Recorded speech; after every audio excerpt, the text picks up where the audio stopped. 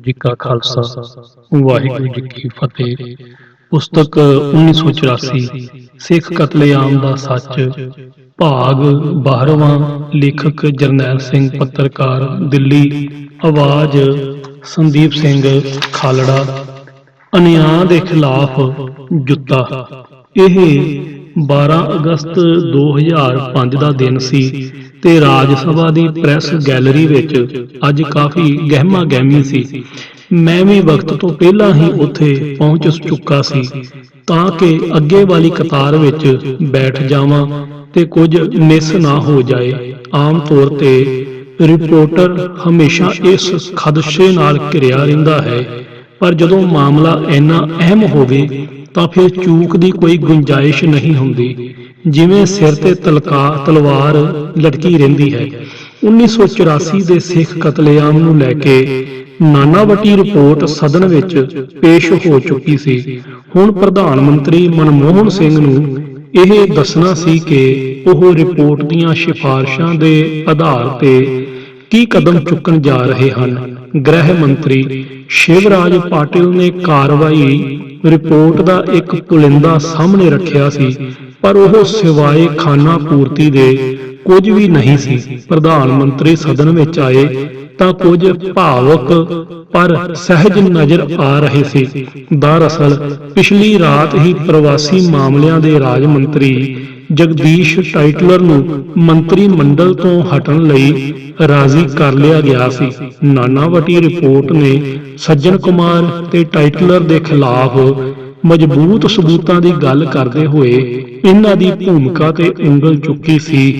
ਇਹੀ ਨਹੀਂ, ਕਮਿਸ਼ਨ ਨੇ ਇਹਨਾਂ ਦੇ ਖਿਲਾਫ ਮਾਮਲੇ ਫਿਰ ਤੋਂ ਸ਼ੁਰੂ ਕਰਨ ਦੀ ਜ਼ੋਰਦਾਰ ਸਿਫਾਰਿਸ਼ ਕਰ ਦਿੱਤੀ ਸੀ। ਇਸ ਦੇ ਬਾਵਜੂਦ ਜੇਕਰ ਟਾਈਟਲਰ ਮੰਤਰੀ ਮੰਡਲ ਵਿੱਚ ਬਣੇ ਰਹਿੰਦੇ ਤਾਂ ਸਰਕਾਰ ਦੇ ਲਈ ਬੇਹੱਦ ਸ਼ਰਮਨਾਕ ਸਥਿਤੀ ਹੁੰਦੀ। ਇਸ ਤੋਂ ਪਹਿਲਾਂ ਕਿ ਵਿਰੋਧੀ ਧਿਰ ਅਸਤੀਫੇ ਦੀ ਮੰਗ ਕਰਦੀ, ਸਰਕਾਰ ਨੇ ਖੁਦ ਹੀ ਉਹਨਾਂ ਤੋਂ ਦੂਰੀ ਬਣਾਉਣ ਦਾ ਫੈਸਲਾ ਕਰ ਲਿਆ। ਪ੍ਰਧਾਨ ਮੰਤਰੀ ਨੇ ਜਦੋਂ ਆਖਰੀ ਆਪਣੀ ਗੱਲ ਕਹਿਣੀ ਸ਼ੁਰੂ ਕੀਤੀ ਤਾਂ ਪੂਰਾ ਸਦਨ ਤੇ ਪ੍ਰੈਸ ਗੈਲਰੀ ਵਿੱਚ ਬੈਠੇ ਪੱਤਰਕਾਰ ਇੱਕ ਇੱਕ ਅੱਖਰ ਧਿਆਨ ਨਾਲ ਸੁਣ ਰਹੇ ਸੀ। ਉਹਨਾਂ ਨੇ ਗੁਰਬਾਣੀ ਦੀਆਂ ਕੁਝ ਤੁਕਾਂ ਦਾ ਸਹਾਰਾ ਲਿਆ ਅਤੇ ਸਿੱਖ ਕੌਮ ਦੇ ਜੀਵਨ, ਸੰਘਰਸ਼ ਤੇ ਦੇਸ਼ ਪ੍ਰਤੀ ਸੇਵਾਵਾਂ ਦੀ ਤਾਰੀਫ ਦਾ ਪੁਲੰਦਾ ਬੰਨ੍ਹਣਾ ਸ਼ੁਰੂ ਕਰ ਦਿੱਤਾ। ਉਹਨਾਂ ਨੇ ਦੱਸਿਆ ਕਿ ਸਿੱਖ ਕਿਸ ਤਰ੍ਹਾਂ ਜ਼ੁਲਮ ਦੇ ਖਿਲਾਫ ਲੜਦੇ ਹੋਏ ਅੱਗੇ ਵਧੇ ਹਨ, ਆਜ਼ਾਦੀ ਵਿੱਚ ਕਿਸ ਤਰ੍ਹਾਂ ਅਗਾਂਹ-ਵਧੂ ਭੂਮਿਕਾ ਨਿਭਾਈ ਤੇ ਵੰਡ ਦੇ ਦੁੱਖ ਨੂੰ ਝੱਲਣ ਦੇ ਬਾਅਦ ਵੀ ਅੱਗੇ ਵਧਦੇ ਰਹੇ। ਦੇਸ਼ ਦੇ ਲਈ ਸਿੱਖਾਂ ਦੀ ਭੂਮਿਕਾ ਨੂੰ ਸਹੀ ਤਰ੍ਹਾਂ ਰੱਖ ਰਹੇ ਪ੍ਰਧਾਨ ਮੰਤਰੀ ਦੇ ਇਹ ਲਫ਼ਜ਼ ਸਕੂਨ ਦੇ ਰਹੇ ਸੀ। ਇਸ ਦੇ ਬਾਅਦ ਉਹ ਨਾਨਾਵਟੀ ਕਮਿਸ਼ਨ ਦੀ ਰਿਪੋਰਟ ਤੇ ਆਏ ਅਤੇ ਕਿਹਾ ਕਿ ਇਸ ਵਿੱਚ ਜੋ ਵੀ ਸਿਫਾਰਸ਼ਾਂ ਕੀਤੀਆਂ ਗਈਆਂ ਹਨ ਉਹਨਾਂ ਦੇ ਆਧਾਰ ਤੇ ਪੂਰੀ ਕਾਰਵਾਈ ਕੀਤੀ ਜਾਵੇਗੀ। ਉਹਨਾਂ ਨੇ ਕਮਿਸ਼ਨ ਵੱਲੋਂ ਉਸ ਵੇਲੇ ਦੇ ਪ੍ਰਧਾਨ ਮੰਤਰੀ ਰਾਜੀਵ ਗਾਂਧੀ ਉੱਤੇ ਦੋਸ਼ ਨਾ ਹੋਣ ਦੀ ਗੱਲ ਕਹੀ, ਜੋ ਕਿ ਮੇਰੇ ਗਲੇ ਨਾ ਉਤਰੀ। ਨਾਲ ਹੀ ਕਿਹਾ ਕਿ CBI ਇਹਨਾਂ ਮਾਮਲਿਆਂ ਦੀ ਜਾਂਚ ਕਰੇਗੀ ਤੇ ਦੋਸ਼ੀਆਂ ਨੂੰ ਬਖਸ਼ਿਆ ਨਹੀਂ ਜਾਵੇਗਾ। ਦੰਗਾ ਪੀੜਤਾਂ ਲਈ ਮੁਆਵਜ਼ੇ ਦੀ ਰਕਮ ਵਧਾ ਦਿੱਤੀ ਗਈ ਹੈ ਤੇ ਤੈਅ ਕੀਤੇ ਸਮੇਂ ਵਿੱਚ ਹੀ ਅਦਾਇਗੀ ਕੀਤੀ ਜਾਵੇਗੀ। ਪਰ ਉਸ ਦੇ ਬਾਅਦ ਉਹਨਾਂ ਨੇ ਜੋ ਕਿਹਾ ਉਹ ਇਤਿਹਾਸ ਬਣ ਗਿਆ। ਪ੍ਰਧਾਨ ਮੰਤਰੀ ਕਹਿ ਰਹੇ ਸੀ, 1984 ਵਿੱਚ ਜੋ ਸਿੱਖਾਂ ਦੇ ਨਾਲ ਹੋਇਆ ਉਹ ਦੇਸ਼ ਦੇ ਮੱਥੇ ਤੇ ਕਲੰਕ ਹੈ ਤੇ ਮੇਰਾ ਸਿਰ ਉਸ ਲਈ ਸ਼ਰਮ ਨਾਲ ਝੁਕਦਾ ਹੈ। ਉਹਨਾਂ ਨੇ ਸਰਕਾਰ ਤੇ ਦੇਸ਼ ਵੱਲੋਂ ਸਿੱਖਾਂ ਤੋਂ ਮੁਆਫੀ ਮੰਗੀ। ਕਦੇ ਦੇਸ਼ ਦੇ ਹੀ ਸਾਬਕਾ ਪ੍ਰਧਾਨ ਮੰਤਰੀ ਰਾਜੀਵ ਗਾਂਧੀ ਨੇ ਕਤਲੇਆਮ ਨੂੰ ਜਾਇਜ਼ ਕਰਾਰ ਕਰਦਿਆਂ ਟਿੱਪਣੀ ਕਰਦਿਆਂ ਕਿਹਾ ਸੀ ਕਿ ਜਦੋਂ ਵੱਡਾ ਦਰਖਤ ਡਿੱਗਦਾ ਹੈ ਤਾਂ ਧਰਤੀ ਹਿਲਦੀ ਹੀ ਹੈ। ਪਰ ਅੱਜ ਦੇਸ਼ ਦਾ ਹੀ ਇੱਕ ਹੋਰ ਪ੍ਰਧਾਨ ਮੰਤਰੀ ਉਸ ਨੂੰ ਕਲੰਕ ਦੱਸ ਕੇ ਸ਼ਰਮ ਨਾਲ ਸਿਰ ਨੂੰ ਝੁਕਾ ਰਿਹਾ ਸੀ। ਪ੍ਰਧਾਨ ਮੰਤਰੀ ਨੇ ਕਿਹਾ ਕਿ ਅਸੀਂ ਇਤਿਹਾਸ ਤਾਂ ਦੁਬਾਰਾ ਨਹੀਂ ਲਿਖ ਸਕਦੇ, ਪਰ ਭਵਿੱਖ ਨੂੰ ਚੰਗਾ ਬਣਾ ਸਕਦੇ ਹਾਂ। ਇਸ ਬਿਆਨ ਦੇ ਬਾਅਦ ਵਿਰੋਧੀ ਧਿਰ ਕੁਝ ਬੋਲਣ ਦੀ ਹਾਲਤ ਵਿੱਚ ਨਹੀਂ ਸੀ। ਸਾਰੇ ਪ੍ਰੈਸ ਰਿਪੋਰਟਰ ਇਹੀ ਕਹਿ ਰਹੇ ਸੀ ਕਿ ਅੱਜ ਮਨਮੋਹਨ ਸਿੰਘ ਨੇ ਜਿਸ ਤਰ੍ਹਾਂ ਦਾ ਭਾਸ਼ਣ ਦਿੱਤਾ ਉਹ ਅਦੁੱਤੀ ਸੀ। ਭਾਸ਼ਣ ਤਾਂ ਅਦੁੱਤੀ ਸੀ ਹੀ, 21 ਸਾਲਾਂ ਤੋਂ ਤੜਪਦੇ ਸਿੱਖ ਦਿਲਾਂ ਤੇ ਕੁਝ ਮਰਮ ਵੀ ਲੱਗਾ ਸੀ। ਨਾਲ ਹੀ ਇਹ ਵੀ ਭਰੋਸਾ ਦਿਵਾਇਆ ਕਿ CBI ਦੰਗਿਆਂ ਦੇ ਦੋਸ਼ੀਆਂ ਦੇ ਖਿਲਾਫ ਪੂਰੀ ਇਮਾਨਦਾਰੀ ਦੇ ਨਾਲ ਕੰਮ ਕਰੇਗੀ। ਇਹ ਖਬਰ ਮੈਨੂੰ ਹੀ ਬਣਾਉਣੀ ਸੀ ਤੇ ਉਸ ਦਿਨ ਦੀ ਲੀਡ ਸੀ। ਖਬਰ ਲਿਖਣ ਦੇ ਨਾਲ ਹੀ ਮੈਨੂੰ ਲੱਗਾ ਕਿ ਮੇਰੇ ਸਿਰ ਤੋਂ ਵੀ ਬਹੁਤ ਵੱਡਾ ਭਾਰ ਉਤਰ ਗਿਆ ਹੈ। ਦਿਲ ਦੇ ਕਿਸੇ ਕੋਨੇ ਵਿੱਚ ਸੁਖਦ ਅਹਿਸਾਸ ਹੋ ਰਿਹਾ ਸੀ। ਭਲੇ ਹੀ ਪ੍ਰਧਾਨ ਮੰਤਰੀ ਸਿੱਖ ਸੀ, ਪਰ ਸੰਸਦ ਵਿੱਚ ਇੱਕ ਪ੍ਰਧਾਨ ਮੰਤਰੀ ਨੇ ਸਿੱਖ ਦੰਗਿਆਂ ਤੇ ਅਫਸੋਸ ਤਾਂ ਜਤਾਇਆ। ਕਿਧਰੇ ਇਹ ਹਾਲਾਤ ਸਨ ਜਦੋਂ ਸਿੱਖ ਕਤਲੇਆਮ ਦੇ ਬਾਅਦ ਸੰਸਦ ਦੀ ਬੈਠਕ ਹੋਈ ਤਾਂ ਸਾਬਕਾ ਪ੍ਰਧਾਨ ਮੰਤਰੀ ਦੀ ਮੌਤ ਤੇ ਸ਼ੋਕ ਪ੍ਰਸਤਾਵ ਤਾਂ ਆਇਆ, ਪਰ ਦੇਸ਼ ਵਿੱਚ ਮਾਰੇ ਗਏ 5000 ਨਿਰਦੋਸ਼ ਸਿੱਖਾਂ ਦੇ ਬਾਰੇ ਵਿੱਚ ਇੱਕ ਲਫ਼ਜ਼ ਤੱਕ ਨਹੀਂ ਕਿਹਾ ਗਿਆ। ਉਸ ਵਕਤ ਸੱਤਾ ਧਿਰ ਤਾਂ ਮੌਨ ਰਹੀ ਸੀ, ਵਿਰੋਧੀ ਧਿਰ ਨੇ ਵੀ ਆਪਣੀ ਜ਼ੁਬਾਨ ਨਹੀਂ ਖੋਲੀ ਸੀ।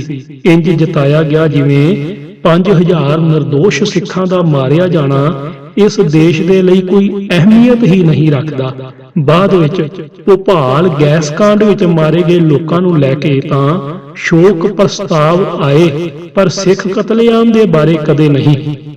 ਜਿਸ ਸੰਸਦ ਵਿੱਚ ਕਿਸੇ ਇੱਕ ਅਖਬਾਰ ਵਿੱਚ ਜਰਾ ਜਿਹਾ ਕੁਝ ਛਪ ਜਾਣ ਤੇ ਵੀ ਸਾਂਸਦ ਅਗਲੇ ਦਿਨ ਹੰਗਾਮਾ ਕਰ ਦਿੰਦੇ ਹਨ ਤੇ ਛੋਟੇ-ਮੋਟੇ ਦੰਗਿਆਂ ਤੇ ਵੀ ਸੰਸਦ ਕਈ ਦਿਨ ਠੱਪ ਹੋ ਜਾਂਦੀ ਹੈ, ਉੱਥੇ 1984 ਦੇ ਕਤਲੇਆਮ ਨੂੰ ਲੈ ਕੇ ਇਸ ਰਿਪੋਰਟ ਦੇ ਆਉਣ ਤੋਂ ਪਹਿਲਾਂ ਕਦੇ ਚਰਚਾ ਤੱਕ ਨਹੀਂ ਹੋਈ ਸੀ। ਮੈਂ ਇਹ ਤੱਥ ਜਾਣ ਕੇ ਹੈਰਾਨ ਹੋਇਆ। ਸੰਸਦ ਕਵਰ ਕਰਦਿਆਂ ਤਕਰੀਬਨ 10 ਸਾਲ ਹੋ ਚੱਲੇ ਸੀ ਤੇ ਮੈਨੂੰ ਇੱਕਦਮ ਵਿਸ਼ਵਾਸ ਹੀ ਨਹੀਂ ਸੀ ਹੋ ਰਿਹਾ ਕਿ ਦੇਸ਼ ਦੀ ਸੰਸਦ ਵਿੱਚ ਐਸਾ ਵੀ ਹੋਇਆ ਹੋਵੇਗਾ। 1984 ਦੇ ਲੋਕ ਸਭਾ ਚੋਣਾਂ ਵਿੱਚ ਕਾਂਗਰਸ ਨੂੰ 545 ਦੇ ਵਿੱਚੋਂ 404 ਸੀਟਾਂ ਮਿਲ ਗਈਆਂ ਸੀ। ਭਾਜਪਾ ਨੂੰ 2 ਹੀ ਮਿਲੀਆਂ ਸੀ। ਵਿਰੋਧੀ ਧਿਰ ਦਾ ਨੇਤਾ ਮਾਕਪਾ ਤੋਂ ਚੁਣਿਆ ਗਿਆ ਕਿਉਂਕਿ ਉਹਨਾਂ ਨੂੰ 22 ਸੀਟਾਂ ਮਿਲੀਆਂ ਸੀ। ਧਰਮ ਨਿਰਪੱਖਤਾ ਦਾ ਚੈਂਪੀਅਨ ਹੋਣ ਦਾ ਦਮ ਭਰਨ ਵਾਲੀ ਮਾਕਪਾ ਨੂੰ ਸ਼ਾਇਦ ਮਾਰੇ ਗਏ ਸਿੱਖਾਂ ਦੀਆਂ ਚੀਖਾਂ ਨਾਲ ਕੋਈ ਮਤਲਬ ਨਹੀਂ ਸੀ। ਵੈਸੇ ਵੀ ਵਾਮਪੰਥੀਆਂ ਦਾ ਮੁਸਲਿਮ ਪ੍ਰੇਮ ਤਾਂ ਜੱਗ ਜ਼ਾਹਰ ਹੈ, ਪਰ ਜਦੋਂ ਸਿੱਖਾਂ ਦੇ ਨਾਲ ਅਨਿਆਂ ਦੀ ਗੱਲ ਆਉਂਦੀ ਹੈ ਤਾਂ ਇਹਨਾਂ ਦੇ ਮੂੰਹ ਸੀਤੇ ਜਾਂਦੇ ਹਨ। ਵਾਮਪੰਥੀਆਂ ਦੇ ਮਜ਼ਦੂਰਾਂ, ਪਿਛੜਿਆਂ ਤੇ ਗਰੀਬਾਂ ਨੂੰ ਲੈ ਕੇ ਸੰਵੇਦਨਾਤਮਕ ਰਵੱਈਏ ਦੇ ਪ੍ਰਤੀ ਮੇਰੇ ਮਨ ਵਿੱਚ ਸਨਮਾਨ ਹੈ, ਪਰ ਉਹਨਾਂ ਦਾ ਸਿੱਖਾਂ ਪ੍ਰਤੀ ਰਵੱਈਆ ਅੱਜ ਤੱਕ ਸਮਝ ਨਹੀਂ ਆਇਆ। ਜੇਕਰ ਧਰਮ ਤੋਂ ਉਹਨਾਂ ਨੂੰ ਐਲਰਜੀ ਹੈ ਤਾਂ ਫਿਰ ਸਾਰੇ ਧਰਮਾਂ ਦੇ ਪ੍ਰਤੀ ਇੱਕੋ ਜਿਹਾ ਰੁਖ ਕਿਉਂ ਨਹੀਂ ਰੱਖਦੇ। ਜੋ ਵੀ ਹੋਵੇ, ਦੇਸ਼ ਦੇ ਇਸ ਸਭ ਤੋਂ ਵੱਡੀ ਪੰਚਾਇਤ ਨੇ ਇਸ ਮੁੱਦੇ ਨੂੰ ਕਦੇ ਚਰਚਾ ਦੇ ਲਾਇਕ ਤੱਕ ਨਹੀਂ ਸਮਝਿਆ ਸੀ। ਪ੍ਰਧਾਨ ਮੰਤਰੀ ਦੇ ਇਸ ਬਿਆਨ ਨੇ ਇਤਿਹਾਸ ਰਚ ਦਿੱਤਾ ਸੀ ਤੇ ਸਿੱਖਾਂ ਦੇ ਦੁਖੀ ਦਿਲਾਂ ਤੇ ਕੁਝ ਹੱਦ ਤੱਕ ਮਰਮ ਲੱਗ ਗਈ ਸੀ। ਸਰਕਾਰ ਨੇ ਮੁਆਵਜ਼ੇ ਦੇ ਮਾਮਲੇ ਵਿੱਚ ਬੇਹੱਦ ਤਤਪਰਤਾ ਵਿਖਾਈ, ਪਰ ਦੋਸ਼ੀਆਂ ਨੂੰ ਸਜ਼ਾ ਦੇ ਮਾਮਲੇ ਵਿੱਚ CBI ਜਾਂਚ ਅੱਗੇ ਵਧਾਉਣ ਨੂੰ ਤਿਆਰ ਨਜ਼ਰ ਨਹੀਂ ਆ ਰਹੀ ਸੀ। ਉਸ ਨੇ ਪਹਿਲਾਂ ਤਾਂ ਇਹਨਾਂ ਮਾਮਲਿਆਂ ਨੂੰ ਸ਼ੁਰੂ ਕਰਨ ਵਿੱਚ ਹੀ ਆਨਾਕਾਨੀ ਕੀਤੀ, ਪਰ ਫਿਰ ਬੇਮਨ ਨਾਲ ਇਸ ਵਿੱਚ ਲੱਗ ਗਈ। ਕਾਂਗਰਸ ਪ੍ਰਮੁੱਖ ਸੋਨੀਆ ਗਾਂਧੀ ਲੰਮੇ ਸਮੇਂ ਬਾਅਦ ਦਸੰਬਰ 1999 ਈਸਵੀ ਵਿੱਚ ਅੰਮ੍ਰਿਤਸਰ ਦਰਬਾਰ ਸਾਹਿਬ ਵਿਖੇ ਮੱਥਾ ਟੇਕਣ ਗਈ ਤਾਂ ਉਸ ਤੋਂ ਪਹਿਲਾਂ ਇੱਕ ਬਿਆਨ ਜਾਰੀ ਕੀਤਾ। ਸੰਕੇਤ ਸਾਫ਼ ਸੀ ਕਿ ਉਹ ਸਿੱਖਾਂ ਤੇ ਪੰਜਾਬ ਦੇ ਨਾਲ ਰਿਸ਼ਤਿਆਂ ਨੂੰ ਸੁਧਾਰਨਾ ਚਾਹੁੰਦੀ ਸੀ। ਵੈਸੇ ਇਹ ਬਿਆਨ ਪੰਜਾਬ ਵਿੱਚ ਵਿਧਾਨ ਸਭਾ ਚੋਣਾਂ ਦੇ ਮੱਦੇਨਜ਼ਰ ਦਿੱਤਾ ਗਿਆ ਸੀ। ਹੁਣ ਸਤੰਬਰ 2008 ਵਿੱਚ ਰਾਹੁਲ ਗਾਂਧੀ ਨੇ ਪੰਜਾਬ ਦਾ ਦੌਰਾ ਕੀਤਾ। ਰਾਹੁਲ ਗਾਂਧੀ ਦਾ ਇਹ ਦੌਰਾ ਪੰਜਾਬ ਦੇ ਨੌਜਵਾਨਾਂ ਨਾਲ ਖੁਦ ਨੂੰ ਜੋੜਨ ਲਈ ਸੀ। ਅੰਮ੍ਰਿਤਸਰ ਵਿੱਚ ਪ੍ਰੈਸ ਕਾਨਫਰੰਸ ਵਿੱਚ ਉਹਨਾਂ ਨੇ ਇੱਕ ਸਵਾਲ ਦਾ ਜਵਾਬ ਦਿੱਤਾ ਸੀ। ਲੱਗਾ ਕਿ ਉਹ ਸੰਜੀਦਾ ਨੇ, ਪਰ ਪੰਜਾਬ ਤੋਂ ਵਾਪਸ ਆਉਂਦਿਆਂ ਹੀ ਅਗਲੇ ਦਿਨ ਜਦੋਂ ਦਿੱਲੀ ਦੇ ਚੋਣਾਂ ਦੇ ਸਬੰਧ ਵਿੱਚ ਕਤਲੇਆਮ ਦੇ ਦੋਸ਼ੀਆਂ ਸੱਜਣ ਕੁਮਾਰ ਤੇ ਟਾਈਟਲਰ ਦੇ ਨਾਲ ਉਹਨਾਂ ਦੀ ਫੋਟੋ ਸਾਰੀਆਂ ਅਖਬਾਰਾਂ ਵਿੱਚ ਪ੍ਰਮੁਖਤਾ ਨਾਲ ਛਪੀ ਤਾਂ ਸਿੱਖਾਂ ਨੂੰ ਬੇਹੱਦ ਅਫਸੋਸ ਹੋਇਆ। ਸੱਚ ਸਾਹਮਣੇ ਆ ਗਿਆ ਕਿ ਹਾਥੀ ਦੇ ਦੰਦ ਖਾਣ ਦੇ ਹੋਰ ਤੇ ਦਿਖਾਣ ਦੇ ਹੋਰ ਨੇ। ਰਾਹੁਲ ਗਾਂਧੀ ਦੇ ਬਿਆਨ ਦਾ ਇੱਕ ਦਿਨ ਪਹਿਲਾਂ ਸਵਾਗਤ ਕਰ ਰਹੀ ਸਿੱਖ ਫੋਰਮ ਨੇ ਅਗਲੇ ਦਿਨ ਇਸ ਤੇ ਬੇਹੱਦ ਨਿਰਾਸ਼ਾ ਜਤਾਈ।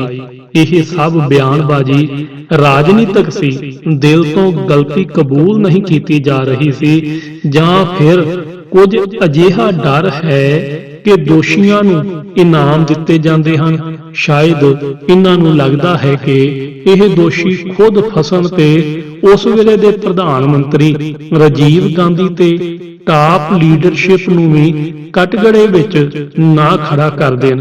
ਵੈਸੇ ਵੀ ਇਹ ਵਿਸ਼ਵਾਸ ਕਰਨਾ ਨਿਰੀ ਬੇਵਕੂਫੀ ਦੇ ਕੁਝ ਵੀ ਨਹੀਂ ਹੋਵੇਗਾ ਕਿ ਇਹਨਾਂ ਦੋਸ਼ੀ ਨੇਤਾਵਾਂ ਨੇ ਖੁਦ ਹੀ ਸਿੱਖਾਂ ਦੇ ਕਤਲੇਆਮ ਦਾ ਫੈਸਲਾ ਕਰ ਲਿਆ ਸੀ।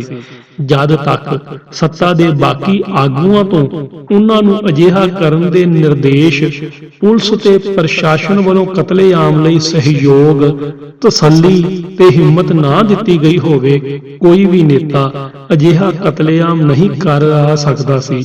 ਡਾਕਟਰ ਸੰਗਤ ਸਿੰਘ ਤੇ ਰਜਨੀ ਕੋਠਾਰੀ ਵਰਗੇ ਇਤਿਹਾਸਕਾਰਾਂ ਨੇ ਸ਼ੰਕਾ ਜਤਾਈ ਹੈ ਕਿ 1985 ਵਿੱਚ ਲੋਕ ਸਭਾ ਚੋਣਾਂ ਤੋਂ ਪਹਿਲਾਂ ਸਿੱਖਾਂ ਦੇ ਖਿਲਾਫ ਇਸ ਤਰ੍ਹਾਂ ਦੀ ਕਾਰਵਾਈ ਕਰਨ ਦੀ ਯੋਜਨਾ ਪਹਿਲਾਂ ਹੀ ਬਣ ਚੁੱਕੀ ਸੀ ਤਾਂ ਕਿ ਫਿਰਕੂ ਰੰਗਤ ਦਿੱਤੀ ਜਾ ਸਕੇ, ਪਰ ਇੰਦਰਾ ਗਾਂਧੀ ਦੀ ਮੌਤ ਕਰਕੇ ਇਸ ਨੂੰ ਕੁਝ ਦਿਨ ਪਹਿਲਾਂ ਹੀ ਅਮਲ ਵਿੱਚ ਲੈ ਆਇਆ ਗਿਆ।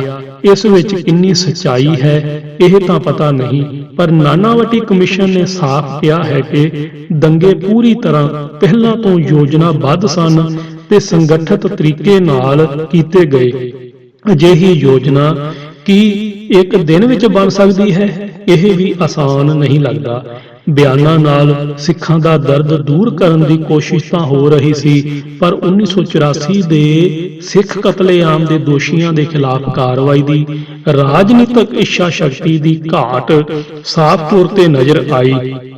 ਜ਼ਿਆਦਾ ਜ਼ੋਰ ਮੁਆਵਜ਼ਾ ਦੇ ਕੇ ਸਿੱਖਾਂ ਨੂੰ ਇਸ ਕਤਲੇਆਮ ਨੂੰ ਭੁੱਲ ਜਾਣ ਲਈ ਕਹਿਣ ਤੇ ਹੀ ਸੀ। ਸਰਕਾਰ ਸ਼ਾਇਦ ਸਿੱਖਾਂ ਦੇ ਮਨਾਂ ਵਿੱਚ ਲੱਗੇ 1984 ਦੇ ਜ਼ਖਮਾਂ ਨੂੰ ਬਹੁਤ ਹਲਕਿਆਂ ਲੈ ਰਹੀ ਸੀ। ਜਗਦੀਸ਼ ਟਾਈਟਲਰ ਦੇ ਮਾਮਲੇ ਵਿੱਚ ਵੀ ਜਦੋਂ ਕੋਰਟ ਨੇ ਫਟਕਾਰ ਲਾਈ ਤਾਂ ਕਿਤੇ ਉਸ ਨੇ ਅਮਰੀਕਾ ਜਾ ਕੇ ਗਵਾਹ ਜਸਬੀਰ ਸਿੰਘ ਦਾ ਬਿਆਨ ਲਿਆ, ਜਦ ਕਿ ਪਹਿਲਾਂ CBI ਇਹੀ ਦੱਸਦੀ ਰਹੀ ਕਿ ਉਹ ਗਵਾਹ ਨੂੰ ਲੱਭ ਨਹੀਂ ਸਕੀ ਹੈ। CBI ਦਾ ਇਹ ਰਵੱਈਆ ਬੇਹੱਦ ਦੁਖਦਾਈ ਸੀ। ਜਿਸ ਮਾਮਲੇ ਵਿੱਚ ਅਦਾਲਤ ਨੇ ਸੱਜਣ ਕੁਮਾਰ ਨੂੰ ਬਰੀ ਕੀਤਾ, ਉਸ ਨੂੰ ਚੁਣੌਤੀ ਦੇਣ ਵਿੱਚ ਹੀ 5 ਸਾਲ ਲਗਾ ਦਿੱਤੇ। ਨਾਨਾਵਟੀ ਕਮਿਸ਼ਨ ਦੀ ਸਿਫਾਰਿਸ਼ ਦੇ ਬਾਵਜੂਦ ਸਰਕਾਰ ਨੇ ਕਤਲੇਆਮ ਦੇ ਗੁਨਾਹਗਾਰ ਪੁਲਿਸ ਅਫਸਰਾਂ ਦੇ ਖਿਲਾਫ ਕਾਰਵਾਈ ਕਰਨ ਤੋਂ ਇਸ ਲਈ ਇਨਕਾਰ ਕਰ ਦਿੱਤਾ ਕਿਉਂਕਿ ਜਾਂ ਤਾਂ ਉਹ ਰਿਟਾਇਰ ਹੋ ਚੁੱਕੇ ਸੀ ਜਾਂ ਇੰਨੇ ਲੰਮੇ ਸਮੇਂ ਬਾਅਦ ਉਹਨਾਂ ਤੇ ਕਾਰਵਾਈ ਕਰਨਾ ਸੰਭਵ ਨਹੀਂ ਸੀ। ਅਸਲ ਵਿੱਚ ਇੱਥੇ ਵੀ ਰਾਜਨੀਤਿਕ ਇੱਛਾ ਸ਼ਕਤੀ ਦੀ ਹੀ ਘਾਟ ਸੀ। ਜੇਕਰ ਸਰਕਾਰ ਚਾਹੁੰਦੀ ਤਾਂ ਰਾਹ ਕੱਢ ਸਕਦੀ ਸੀ। ਇਹ ਗੱਲਾਂ ਦਿਲ ਨੂੰ ਚੁਭਦੀਆਂ ਸਨ। ਇਸੇ ਦੌਰਾਨ ਜਨਵਰੀ 2009 ਵਿੱਚ ਹਾਈ ਕੋਰਟ ਨੇ 1984 ਦੇ ਇੱਕ ਮਾਮਲੇ ਵਿੱਚ ਟਿੱਪਣੀ ਕੀਤੀ ਕਿ 1984 ਦੇ ਜ਼ਖਮ ਹੁਣ ਭਰ ਚੁੱਕੇ ਨੇ, ਇਸ ਲਈ ਮਾਮਲੇ ਨੂੰ ਘਸੀਟਦੇ ਰਹਿਣ ਦਾ ਕੋਈ ਮਤਲਬ ਨਹੀਂ ਹੈ। ਇਹ ਟਿੱਪਣੀ ਦਿਲ ਨੂੰ ਛੇਕ ਗਈ।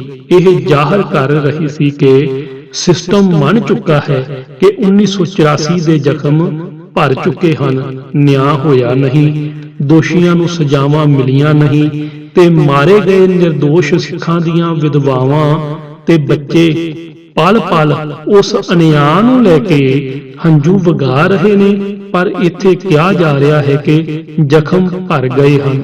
ਦੋਸ਼ੀਆਂ ਦੇ ਖਿਲਾਫ 11 ਸਾਲਾਂ ਬਾਅਦ ਪਹਿਲੀ FIR ਦਰਜ ਹੋਈ। ਗਵਾਹਾਂ ਨੂੰ ਡਰਾ ਧਮਕਾ ਕੇ ਜਾਂ ਲਾਲਚ ਦੇ ਕੇ ਬਿਆਨ ਬਦਲਣ ਤੇ ਮਜਬੂਰ ਕਰਕੇ ਨਿਆਂ ਦਾ ਮਜ਼ਾਕ ਬਣਾ ਦਿੱਤਾ ਤੇ ਫਿਰ ਕਿਹਾ ਜਾ ਰਿਹਾ ਹੈ ਕਿ ਜ਼ਖਮ ਭਰ ਗਏ ਹਨ। ਲੱਗਾ ਕਿ ਕਿਤੇ ਇਸ ਟਿੱਪਣੀ ਨੂੰ ਆਧਾਰ ਬਣਾ ਕੇ ਬਾਕੀ ਕੇਸ ਨਾ ਖਤਮ ਕਰ ਦੇਣ। ਕਤਲੇਆਮ ਦੇ ਪੀੜਤ ਕੋਈ ਭੀਖ ਤਾਂ ਨਹੀਂ ਮੰਗ ਰਹੇ। ਨਿਆਂ ਦੀ ਮੰਗ ਕਰਨਾ ਜਾਂ ਆਸ ਕਰਨਾ ਕੋਈ ਗੁਨਾਹ ਹੋ ਗਿਆ ਹੈ? ਆਖਰ ਕੌਣ ਦੇਵੇਗਾ ਨਿਆਂ? ਕੀ ਇਤਿਹਾਸ ਵਿੱਚ ਇਹ ਕਤਲੇਆਮ ਇਸੇ ਤਰ੍ਹਾਂ ਦਰਜ ਹੋਵੇਗਾ ਕਿ 5000 ਨਿਰਦੋਸ਼ਾਂ ਦਾ ਕਤਲ ਹੋਇਆ ਪਰ ਭਾਰਤ ਵਿੱਚ ਪੀੜਤਾਂ ਨੂੰ ਕੋਈ ਨਿਆਂ ਨਹੀਂ ਮਿਲਿਆ? ਇਹ ਸਾਰੀਆਂ ਗੱਲਾਂ ਮੇਰੇ ਮਾਨਸਿਕ ਉਥਲ-ਪੁਥਲ ਦਾ ਕਾਰਨ ਬਣ ਚੁੱਕੀਆਂ ਸੀ।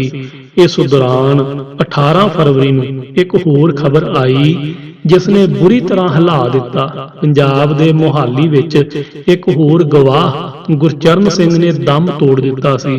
ਉਹ 1984 ਵਿੱਚ ਜ਼ਖਮੀ ਹੋਣ ਦੇ ਬਾਅਦ ਤੋਂ ਬਿਸਤਰ ਤੇ ਸੀ ਤੇ ਸੱਜਣ ਕੁਮਾਰ ਦੇ ਖਿਲਾਫ ਮੁੱਖ ਗਵਾਹ ਸੀ। ਕਤਲੇਆਮ ਵਿੱਚ ਲੱਗੇ ਜ਼ਖਮਾਂ ਕਰਕੇ ਉਸ ਦਾ ਸਰੀਰ ਪੈਰਾਲਾਈਜ਼ ਹੋ ਗਿਆ ਤੇ ਉਹ ਤਾਂ ਬਿਸਤਰੇ ਤੇ ਹੀ ਸੀ। ਕਰਨੈਲ ਸਿੰਘ ਪੀਰ ਮੁਹੰਮਦ ਨੇ ਮੀਡੀਆ ਨੂੰ ਇਹ ਖਬਰ ਦਿੱਤੀ। ਸੱਜਣ ਕੁਮਾਰ ਦੇ ਖਿਲਾਫ ਗਵਾਹੀ ਦੇਣ ਵਾਲੀ ਅਨੇਕ ਕੋਰ ਪਹਿਲਾਂ ਹੀ ਦੁਨੀਆ ਤੋਂ ਜਾ ਚੁੱਕੀ ਸੀ।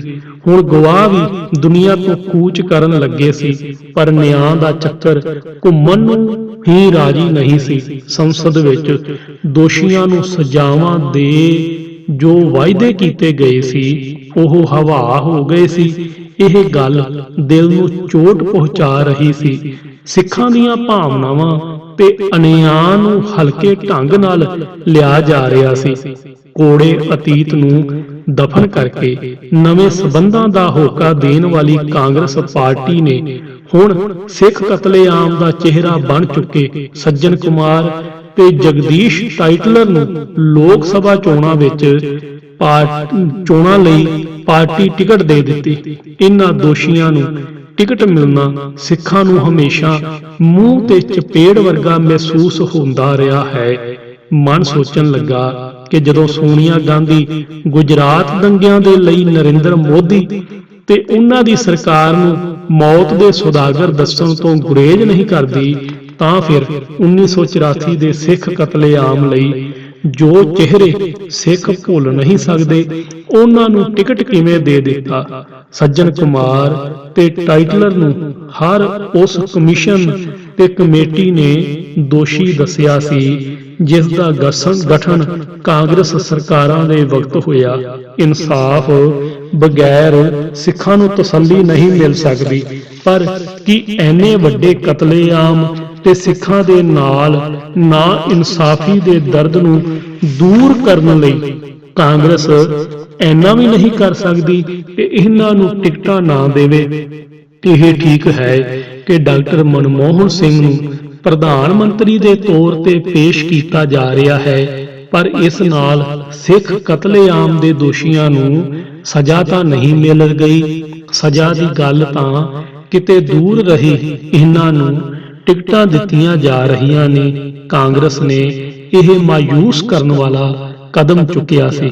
ਹੱਦ ਤਾਂ ਹੋ ਗਈ ਜਦੋਂ ਚੋਣਾਂ ਤੋਂ ਐਨ ਪਹਿਲਾਂ CBI ਨੇ ਟਾਈਟਲਰ ਦੇ ਖਿਲਾਫ ਮਾਮਲੇ ਨੂੰ ਹੀ ਬੰਦ ਕਰਨ ਦੀ ਸਿਫਾਰਿਸ਼ ਕਰਨੀ ਸ਼ੁਰੂ ਕਰ ਦਿੱਤੀ। ਮੈਨੂੰ ਯਾਦ ਹੈ ਕਿ ਜਦੋਂ CBI ਦੇ ਸੂਤਰਾਂ ਦੇ ਹਵਾਲੇ ਤੋਂ ਇਹ ਖਬਰ ਸਾਡੇ ਬਿਊਰੋ ਰਿਪੋਰਟਰ ਨੇ ਕੀਤੀ ਤਾਂ ਬਿਊਰੋ ਵਿੱਚ ਹੀ ਮੇਰੇ ਕਈ ਸੰਗੀ ਸਾਥੀਆਂ ਨੇ ਇਸ ਦੀ ਭਰਪੂਰ ਆਲੋਚਨਾ ਕੀਤੀ। ਉਹ ਇਸ ਨੂੰ ਸਰਕਾਰ ਦੀ ਬੇਸ਼ਰਮੀ ਦੀ ਹੱਦ ਕਰਾਰ ਦੇ ਰਹੇ ਸੀ।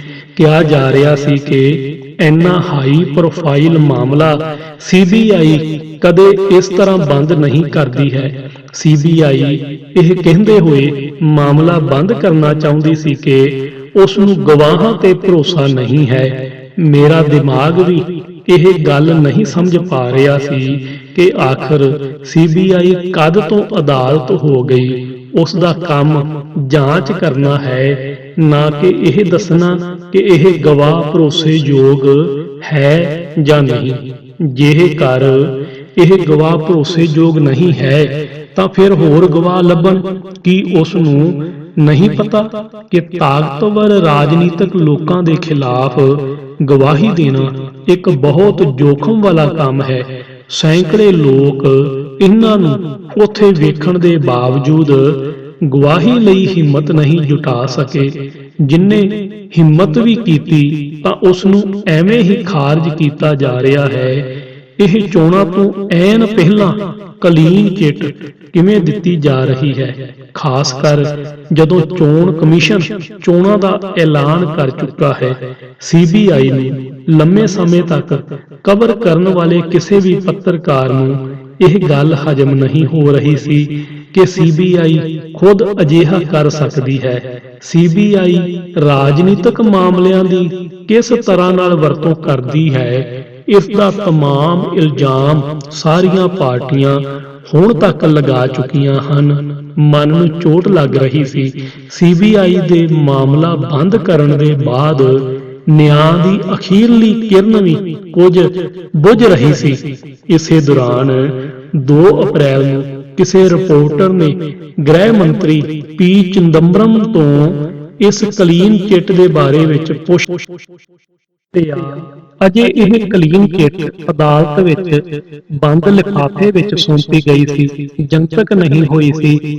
ਪਰ P. ਚਿਦੰਬਰਮ ਨੇ ਕਿਹਾ ਕਿ ਮੈਨੂੰ ਖੁਸ਼ੀ ਹੈ ਕਿ ਮੇਰੇ ਸਾਥੀ ਨੂੰ CBI ਨੇ ਮੁਕਤ ਕਰ ਦਿੱਤਾ ਹੈ। ਇਹ ਬਿਆਨ ਪ੍ਰੈਸ ਟਰਸਟ ਆਫ ਇੰਡੀਆ ਨੇ ਜਾਰੀ ਕੀਤਾ। ਚਿਦੰਬਰਮ ਦੀ ਇਹ ਟਿੱਪਣੀ ਪੂਰੀ ਤਰ੍ਹਾਂ ਸੰਵੇਦਨਹੀਣ ਸੀ ਤੇ ਸਿੱਖਾਂ ਨੂੰ ਦੂਜੇ ਦਰਜੇ ਦਾ ਨਾਗਰਿਕ ਹੋਣ ਦਾ ਅਹਿਸਾਸ ਦਿਵਾ ਰਹੀ ਸੀ। ਆਖਰ ਦੇਸ਼ ਦਾ ਗ੍ਰਹਿ ਮੰਤਰੀ ਇਹ ਟਿੱਪਣੀ ਤੋਂ ਕੀ ਸੰਦੇਸ਼ ਦੇ ਰਿਹਾ ਸੀ? ਇਹੀ ਚਿਦੰਬਰਮ ਨਰਿੰਦਰ ਮੋਦੀ ਨੂੰ ਤਾਂ ਹੱਥੋਂ ਹੱਥੀ ਲੈਣ ਦੀ ਕੋਸ਼ਿਸ਼ ਕਰ ਰਿਹਾ ਸੀ, ਪਰ ਸਿੱਖਾਂ ਦੇ ਪ੍ਰਤੀ ਐਨੀ ਸੰਵੇਦਨਹੀਨਤਾ ਕਿਉਂ? ਇਹ ਗੱਲ ਦੇਸ਼ ਦਾ ਗ੍ਰਹਿ ਮੰਤਰੀ ਕਹਿ ਰਿਹਾ ਸੀ, ਜਿਸ ਤੇ ਪੂਰੇ ਦੇਸ਼ ਦੇ ਕਾਨੂੰਨ ਤੇ ਸੁਰੱਖਿਆ ਦੀ ਜ਼ਿੰਮੇਵਾਰੀ ਸੀ।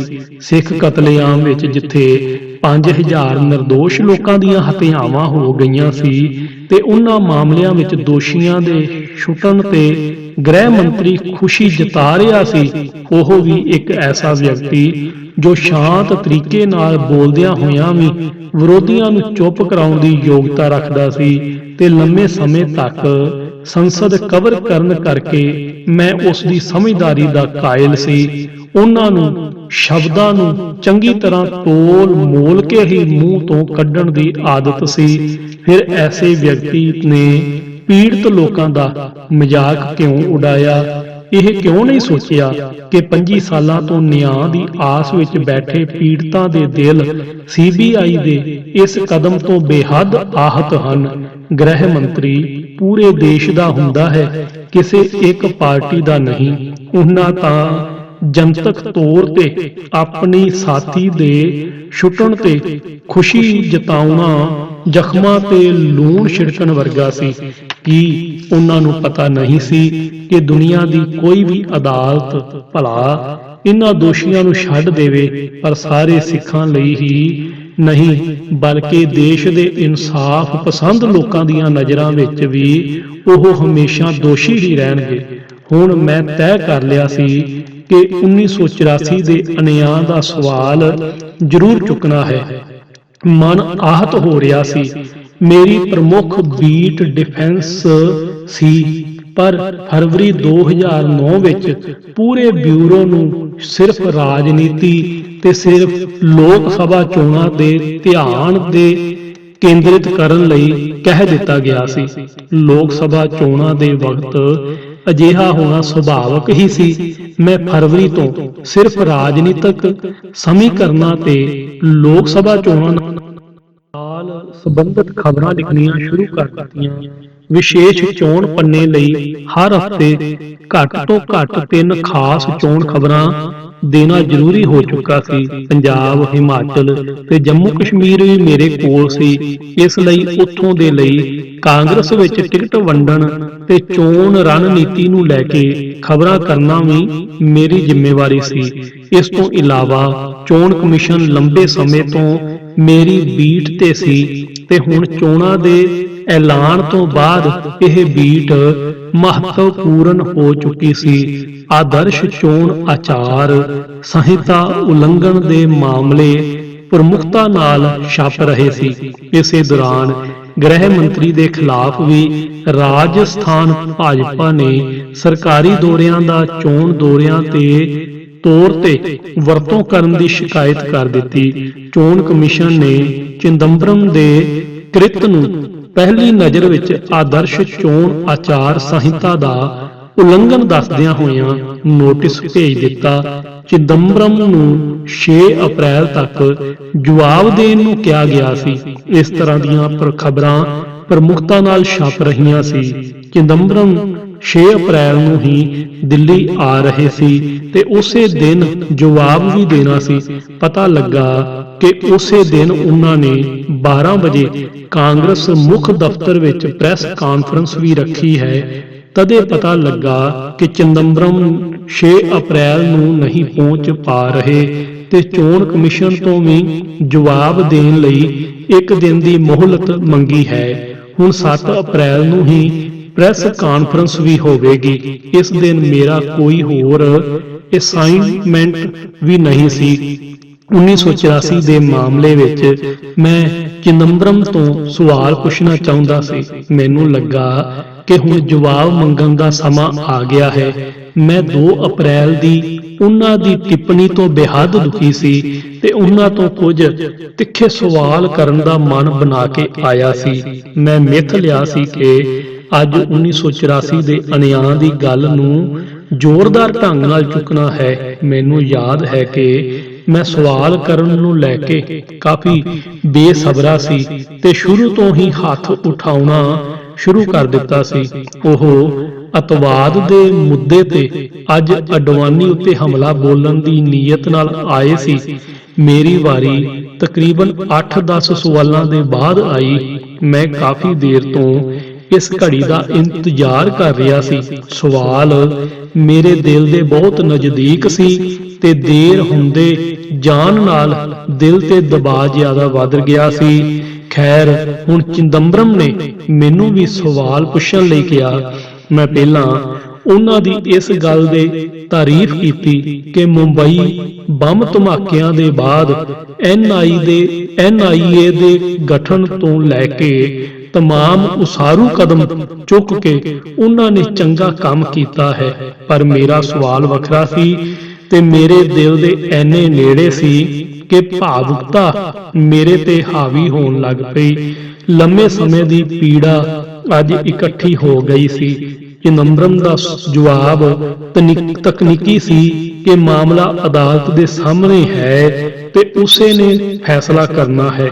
ਪਰ ਸੰਵੇਦਨਸ਼ੀਲ ਮਾਮਲਿਆਂ ਵਿੱਚ ਕਦੇ-ਕਦੇ ਸਿਰਫ ਤਕਨੀਕੀ ਜਵਾਬਾਂ ਨਾਲ ਕੰਮ ਨਹੀਂ ਚੱਲਦਾ। ਇਹੀ ਚਿਦੰਬਰਮ ਪਹਿਲਾਂ ਟਾਈਟਲਰ ਦੀ ਕਲੀਨ ਚਿੱਟ ਤੇ ਖੁਸ਼ੀ ਜਤਾ ਚੁੱਕੇ ਸੀ। ਉਹ ਮਾਮਲਾ ਅਦਾਲਤ ਦੇ ਸਾਹਮਣੇ ਹੋਣ ਦੀ ਗੱਲ ਕਹਿ ਕੇ ਟਾਲ ਰਹੇ ਸੀ, ਪਰ ਮੈਂ ਇਸ ਤੋਂ ਕੁਝ ਵੱਧ ਸੁਣਨਾ ਚਾਹੁੰਦਾ ਸੀ।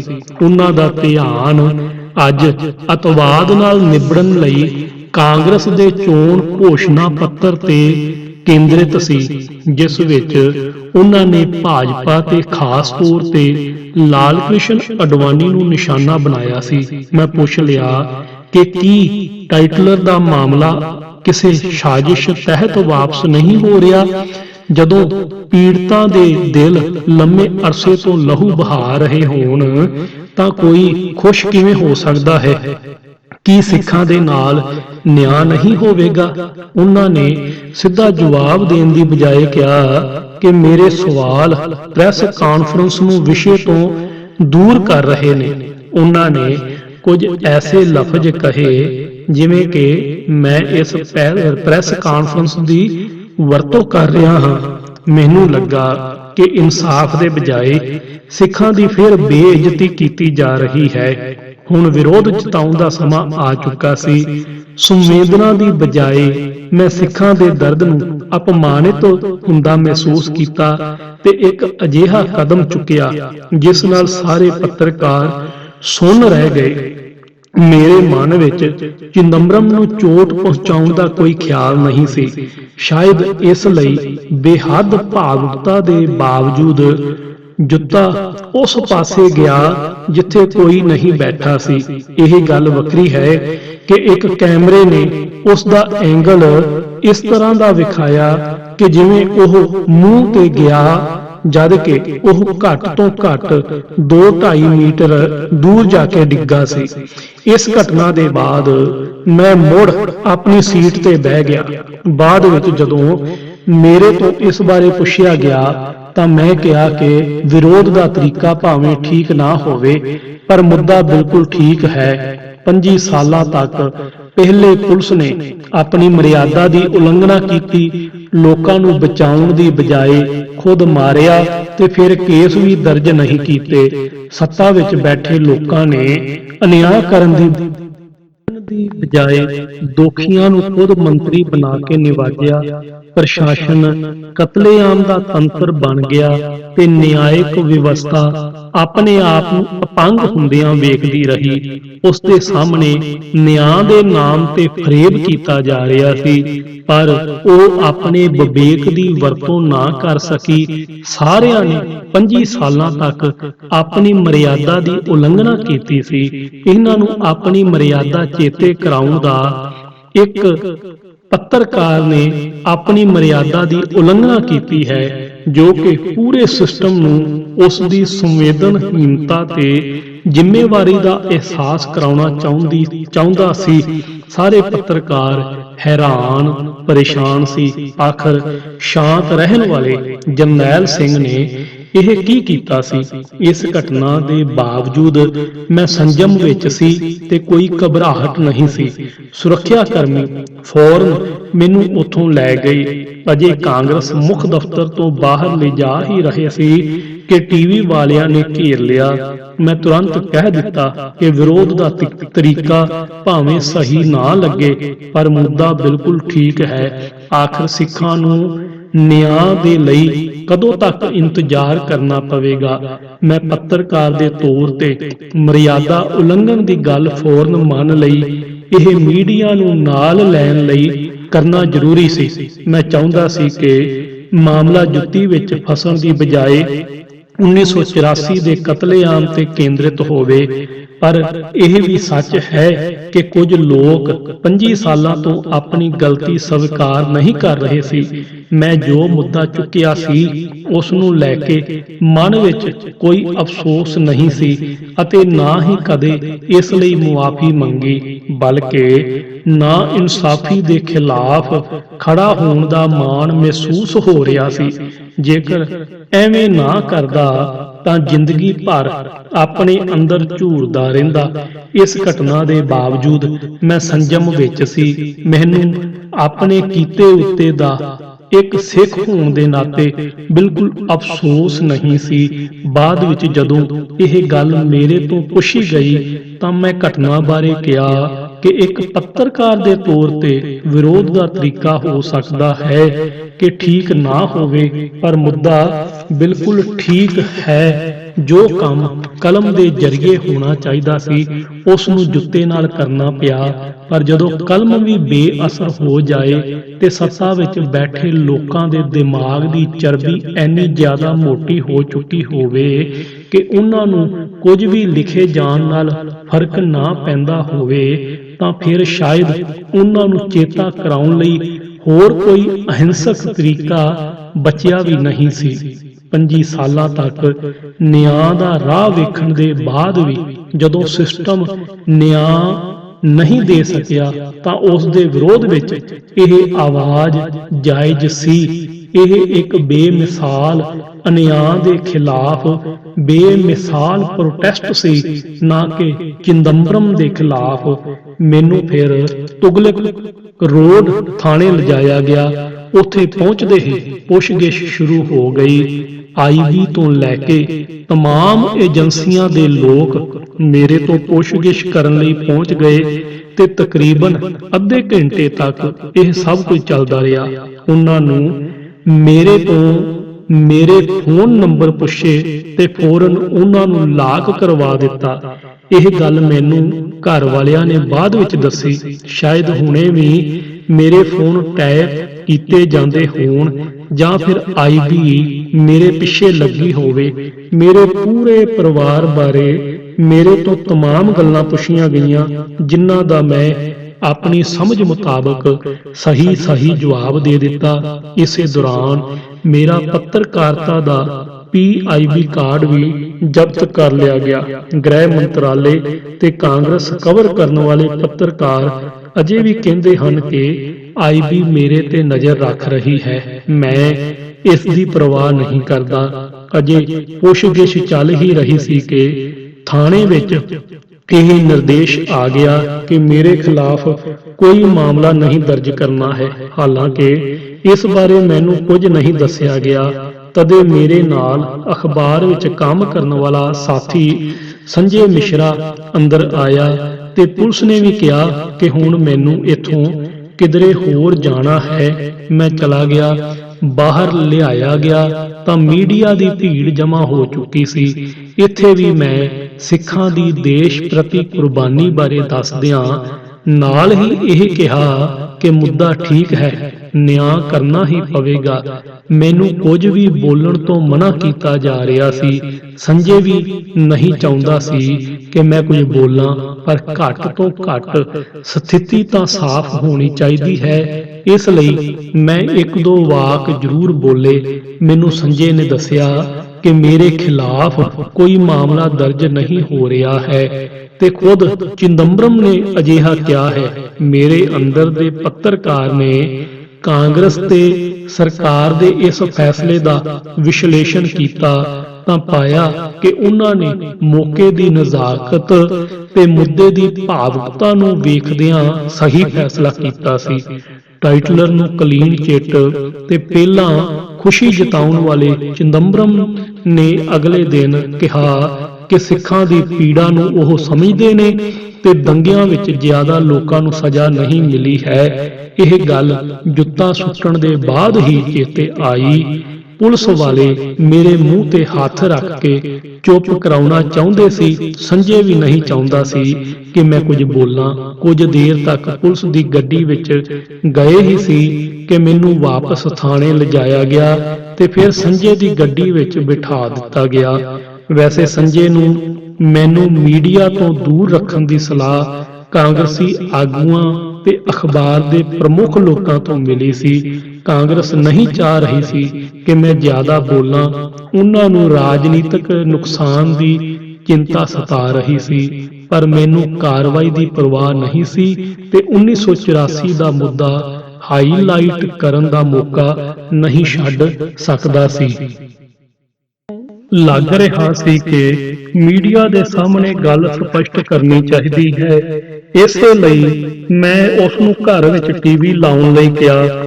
ਮੈਨੂੰ ਲੱਗ ਰਿਹਾ ਸੀ ਕਿ ਟੀਵੀ ਵਾਲੇ 1984 ਦੇ ਮੁੱਦੇ ਨੂੰ ਚੁੱਕਣ ਦੀ ਬਜਾਏ ਜੁੱਤੀ ਸੁੱਟਣ ਨੂੰ ਇੰਨੀ ਤਰਜੀਹ ਕਿਉਂ ਦੇ ਰਹੇ ਨੇ। ਖੈਰ ਜੋ ਵੀ ਹੋਵੇ, ਜੁੱਤੀ ਨੇ ਹੀ ਸਹੀ 25 ਸਾਲਾਂ ਬਾਅਦ ਮੀਡੀਆ ਦਾ ਧਿਆਨ ਇਸ ਅਨਿਆਂ ਵੱਲ ਤਾਂ ਖਿੱਚਿਆ।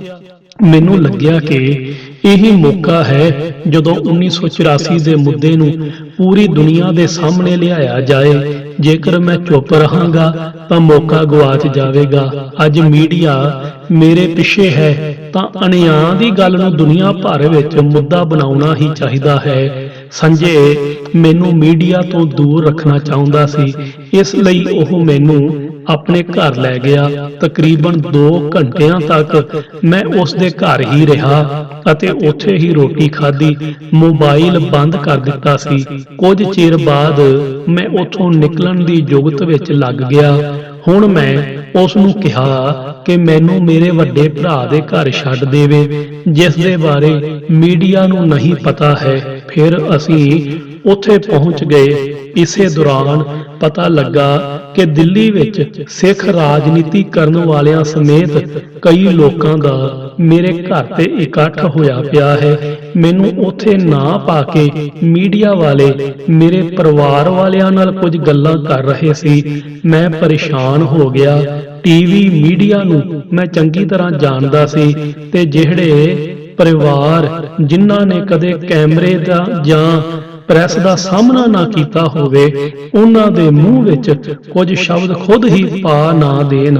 ਮੈਂ ਘਰ ਦੇ ਸਾਰੇ ਮੈਂਬਰਾਂ ਨੂੰ ਕੋਈ ਵੀ ਗੱਲ ਬਾਹਰ ਕਰਨ ਤੋਂ ਸਖਤੀ ਦੇ ਨਾਲ ਮਨਾ ਕਰ ਦਿੱਤਾ। ਘਰ ਫੋਨ ਕਰਨ ਲਈ ਆਪਣਾ ਫੋਨ ਚਾਲੂ ਕੀਤਾ ਤਾਂ ਸੈਂਕੜੇ ਮਿਸ ਕਾਲਾਂ ਤੇ SMS ਆਏ ਹੋਏ ਸਨ।